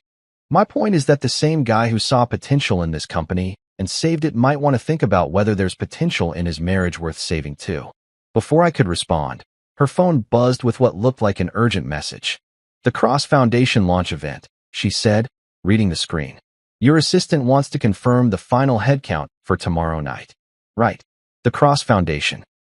My attempt to do something meaningful with all the money I'd made over the years. Mentorship programs, scholarships, coding boot camps for kids who couldn't afford college. All the things I wished had existed when I was starting out. Tell them we're expecting 200, I said, standing up to leave. And Layla? Thanks for the advice. Anytime, boss. As I walked out of Stratos Tech that afternoon, I realized something had changed. For the first time in weeks, I felt like I was building something instead of just tearing things down. The question was, what else was worth rebuilding? I almost didn't see her at first. The Cross Foundation launch event was in full swing. 200 people packed into the community center, mentors connecting with kids, scholarship recipients meeting their sponsors, the kind of organized chaos that happens when you put passionate people in a room together and let them change the world. Then I spotted her in the corner, wearing jeans and a simple sweater instead of her usual power suit, helping a teenage girl figure out how to set up her laptop for a coding workshop. Sienna. She'd been showing up to foundation events for the past 2 weeks, never making a big deal about it, never asking for recognition or trying to talk to me. She just helped. Quietly. The way she used to volunteer at the animal shelter when we first started dating, before corporate ambition turned her into someone who measured everything by quarterly reports and networking opportunities. I watched her explain something to the girl, probably basic Python syntax, knowing Sienna's background in digital marketing, and saw the kid's face light up when the code finally worked. That smile, that moment of pure joy when someone discovers they can create something from nothing, was exactly why I'd started the foundation in the first place. She's been here every day this week, said Marcus, my foundation director, appearing beside me with 2 cups of coffee. Doesn't make a fuss, doesn't try to take charge, just shows up and works. I noticed, I said, accepting the coffee gratefully. She cried yesterday, he continued, his voice gentle. During the mentorship session with the middle schoolers from downtown. One of the kids was talking about how his dad left when he found out about the scholarship, said he didn't want a charity case for his son. Sienna just broke down. I felt something twist in my chest. Not forgiveness, exactly. More like recognition. The woman helping that teenager wasn't the same woman who'd laughed at Carson's joke. This was someone I hadn't seen in years, the real Sienna, the one who'd gotten buried under designer clothes and corporate expectations. She asked me not to tell you she was here, Marcus added. But you're telling me anyway. He shrugged. Because I think you both forgot something important. You're not the only one who's been pretending to be someone else. As if she could feel me watching, Sienna looked up. Our eyes met across the room, and for a moment, neither of us moved. Then she turned back to the girl, but I'd seen something in her face. Vulnerability, maybe, or hope. I didn't go over to talk to her. We weren't ready for that yet. But I didn't look away either. Trust takes time to rebuild. Respect grows slowly. And forgiveness? That's the hardest part of all. But watching my wife help a stranger's kid discover her own potential, seeing her tears for a boy whose father couldn't see past his pride to love his son, that was a start. Maybe not a big start, but sometimes the smallest steps forward are the ones that matter most. 3 months. 3 months since Carson had called me a basement trophy and my world had turned upside down. Now here I was, walking into the exact same ballroom where it all started, except this time everything was different. The decorations were still over-the-top expensive, the champagne was still flowing like water, and the same crowd of corporate types was still trying to out-impress each other. But tonight wasn't Carson's show. Tonight was Stratos Tech's New Year celebration, and the guest of honor wasn't the man who'd been fired. It was the woman who'd replaced him. Ladies and gentlemen, Layla's voice carried clearly through the ballroom as she stood at the podium. I want to introduce someone who's been in the shadows too long. The man who saved this company when we didn't even know we needed saving. The man who believed in us when our former leadership didn't. The man who gave us all a second chance. I felt every eye in the room turn toward me as I made my way to the front. No more hiding in corners, no more being invisible. These people knew who I was now, knew what I'd done, knew that the quiet guy they'd ignored was the reason they all still had jobs. The applause wasn't polite corporate clapping. It was genuine, grateful, real. The kind of applause you get from people who actually respect you instead of just tolerating your presence. But my eyes weren't on the crowd. They were on Sienna, sitting quietly in the second row, wearing a simple black dress instead of her usual power suit. She wasn't trying to network or climb social ladders tonight. She was just there. When our eyes met, she started crying. Not the angry tears from our fight months ago, but something softer, something that looked like understanding. She clapped along with everyone else, but her tears told the real story. She finally saw me. Not the man she'd thought she could manage or fix or be embarrassed by. The man I actually was. It had taken losing everything for us both to find out who we really were underneath all the pretending. The question now was whether that was enough to build something real. 6 months later, I'm sitting in my office, the real one upstairs, not the basement hideout, watching Sienna through the window as she teaches coding to a group of kids in our backyard. She's laughing at something one of them said, her hair pulled back in a ponytail, wearing old jeans with grass stains on the knees. This is who she was before the corporate world convinced her she had to be someone else. This is who I fell in love with. We're not fixed. Hell, we're barely even okay most days. Marriage counseling twice a week, separate bedrooms, conversations that still end in tears more often than laughter. But we're trying. Actually trying. Instead of just pretending everything's fine while we slowly poison each other with resentment. Stratos Tech is thriving under Layla's leadership. Revenue's up 40%, employee satisfaction is through the roof, and we just opened offices in 3 new cities. The Cross Foundation has placed over 200 kids in mentorship programs and funded 50 full scholarships. Carson, last I heard, he was selling insurance in Phoenix and telling anyone who'd listen about the time he almost built a tech empire. The funny thing is, none of that matters as much as I thought it would. Don't get me wrong. I love seeing the company succeed, love watching kids discover they can code their way to better futures, Love knowing that Carson's learning what it feels like to be nobody special. But what I really love is living honestly. No more hiding who I am.